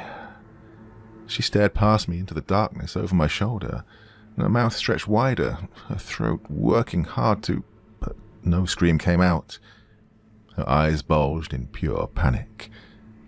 She raised her hand and pointed. No, not at me, but behind me, and I turned. The corridor behind me filled with something that hadn't been there a moment ago. Tall and human-shaped, staring. Well, not the slab creature, not the clearing shadows, something entirely new, just inches away. I didn't have time to scream. My body moved first. I lurched sideways, smashing my shoulder into the stone wall hard enough to knock the air from my lungs. My flashlight jerked wildly, the beam slicing the corridor in chaotic arcs. For a second I saw it clearly. Not deformed, not monstrous, just a man. Tall and gaunt, bare feet grey with dust. His clothes hung in shreds, rotted into his skin, clinging to a body too thin to be alive. His face was blank. Well, not blank exactly, just empty, as if the features were arranged without a person behind them. But his eyes, though, they were wrong. Not hollow, not glowing, just wrong. Fixed, unblinking, unseeing, staring past me when I wasn't there, and yet he was inches from where my face had been. I scrambled back toward the chamber with the claw-marked walls, debris sliding under my boots. The woman, still peeking around the corner, her hollow-cheeked face taut with fear, mouthed a single word. "Run." Well, I did not need convincing. The man didn't move as I backed away, head tilted slightly down, gaze fixed somewhere on the floor. One slow, hollow breath left him, a sound like wet cloth drawn through a bellows, not lungs. Then he stepped, just one soft, barefooted step, and the air itself seemed to compress around me. My back slammed into the wall, sending dust raining down. The woman had vanished now, no sound, no movement. The corridor swallowed it all, even my heartbeat. Then he took another step, impatiently, as if following some rhythm only he could sense. My flashlight flickered once more, dimming, shadows thickening unnaturally at the edges of the corridor, crawling toward the center. Beneath my boots, I felt vibration again, subtle but unmistakable, that same pulsing I'd felt under the church floor. I edged along the wall, moving toward the bend where the woman had been. Each motion felt like pushing through water. The man-thing followed slowly, his eyes unblinking, his gaze somehow fixed on me. He inhaled again, and the temperature dropped violently, my breath spilling in clouds. No, it wasn't cold. The corridor was pulling heat from me, from everything around it. I rounded the corner, expecting her to be waiting, but she wasn't. Dust again hung perfectly still, and her tracks had gone. It was as if she'd never existed. Well, that realization hit me harder than anything. This place erased the living. Behind me now, the man's footsteps shifted, irregular, as if his body was relearning how to move. Stone walls echoed each step, unnaturally sharp. But I didn't look back, I just ran. The corridor bent right, and then straightened, then sloped downward. My flashlight jittered, catching carvings I hadn't noticed. Deep scratches, repeated in a pattern I couldn't read. Not words, not art. Warnings. The deeper I went, the carvings became more frantic, overlapping, layered with panic. My body struck something soft then, and I stumbled. My flashlight swung down. A backpack. Not torn, not rotted in any way. Barely a year old. European hiking gear, a water bottle half full. Metal icy to the touch, as if chilled, not abandoned underground, though. My throat locked up. Oh, the missing hikers, the woman, anyone who had tried to get out of this place. Their gear hadn't been dragged here. It had been stripped from them, taken once they didn't need it anymore. My hand brushed against something beside the backpack. A small digital recorder. I picked it up. Cracked clean through the casing, but the power light still flickered. Weak and stubborn, my thumb hovered over the play button. But before I could press it, a sound rolled through the passage. It wasn't footsteps or breathing. It was a voice. My voice. Daniel. It wasn't whispered, and it wasn't behind me. It came from deeper in the corridor ahead. My stomach twisted hard enough to make me gag. I swung the flashlight forward, and the beam cut 20 feet down the passage and stopped on a figure standing at the far end, half sunk in shadow. It was me. Same jacket, same height, same stance. But the face, still wrong in a different way. Not warped now, not unfinished. Perfect. Too perfect. Like someone had rebuilt me from memory with obsessive care. And the eyes moved. They locked onto me, sharp, aware, and alive. He lifted one hand. My hand. The motion was small and gentle and inviting. I backed up slowly, the recorder clenched in one hand, flashlight shaking in the other. The air thickened between us, pressing into my chest like invisible weight. And behind me, the gaunt man's uneven footsteps returned, dragging closer now. Ahead, my double glided forward without walking, without sound. I was running out of space. The flashlight caught a side passage, narrow, low, and almost invisible unless you were looking for somewhere to disappear. Well, I didn't think, I dove for it. Stone tore at my shoulders as I forced myself through. The opening was barely wide enough, but panic shoved me forward. The recorder clattered.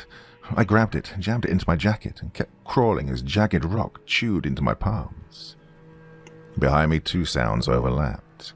The heavy, broken steps of the gaunt man squeezing toward the bend, and my own voice, calm and certain, calling from the main corridor. You can't leave. My chest seized. The air thinned even more, and somewhere ahead, faint and distant, another voice whispered, Keep going. It didn't echo, it didn't travel, it felt placed directly inside my head. I didn't recognize it, not the woman's, not mine, but there was fear in it, raw and human, and it dragged me forward when my arms started to shake. The crawl space was suffocating, barely tall enough to slide through without grinding myself flat, and the air tasted like dust and rusted metal. My flashlight kept bouncing off the ceiling, blinding me, forcing me to crawl half blind. And behind me, movement filled the main corridor. Two presences, the gaunt man's dragging uneven steps and my double smooth, frictionless approach, both converging on the hole I just vanished into. My heart slammed so hard it hurt, and the stone scraped my knees, my shoulders, my skin. But pain didn't matter. The cold spreading along my spine did, though. "Keep going," the voice urged again, closer now and clearer. I shoved forward another foot, then another, and the passage angled down, and I nearly slid before catching myself on a jagged outcrop. The air dropped another degree, and the sounds behind me swelled. They'd reached the opening. The change was instant. The gaunt man drew in a long, wet breath that sucked warmth out of the stone itself. Rock crackled faintly, like frost was racing across it. And my double spoke, my voice again soft and gentle, impossibly close. "Daniel, come back." I couldn't look. The space was too tight for a human head to be anywhere near me, yet the voice was right at my back, close enough to feel. "I can see you," it whispered. Something brushed the sole of my boots. Not fingers, not a hand, something colder, softer, like breath. I screamed without sound and lunged forward, panic detonating white-hot in my chest as I clawed my way deeper into the dark. I kicked blindly, my heels slamming into stone. No, not a face, not a body, just that cold breath again rolling up my leg like something exhaling against me. I shoved myself deeper into the tunnel as it narrowed, squeezing forward until there was barely room to breathe. My flashlight flickered. Oh, it was weak now and fading. I slammed it against the wall once and the beam flared, then collapsed into a dim, sickly cone. Ahead, the passage widened just enough to form a small hollow, no bigger than a closet. I dragged myself into it, my lungs burning. Broken stone covered the floor, and on the far wall, caught in the thin light, were fresh scratch marks. Not frantic, not random, just two words carved deep. "Not you." The meaning settled heavy and cold in my gut. Someone had been here, someone had left that warning for whoever came next. Not you, not me, or not the thing wearing my face.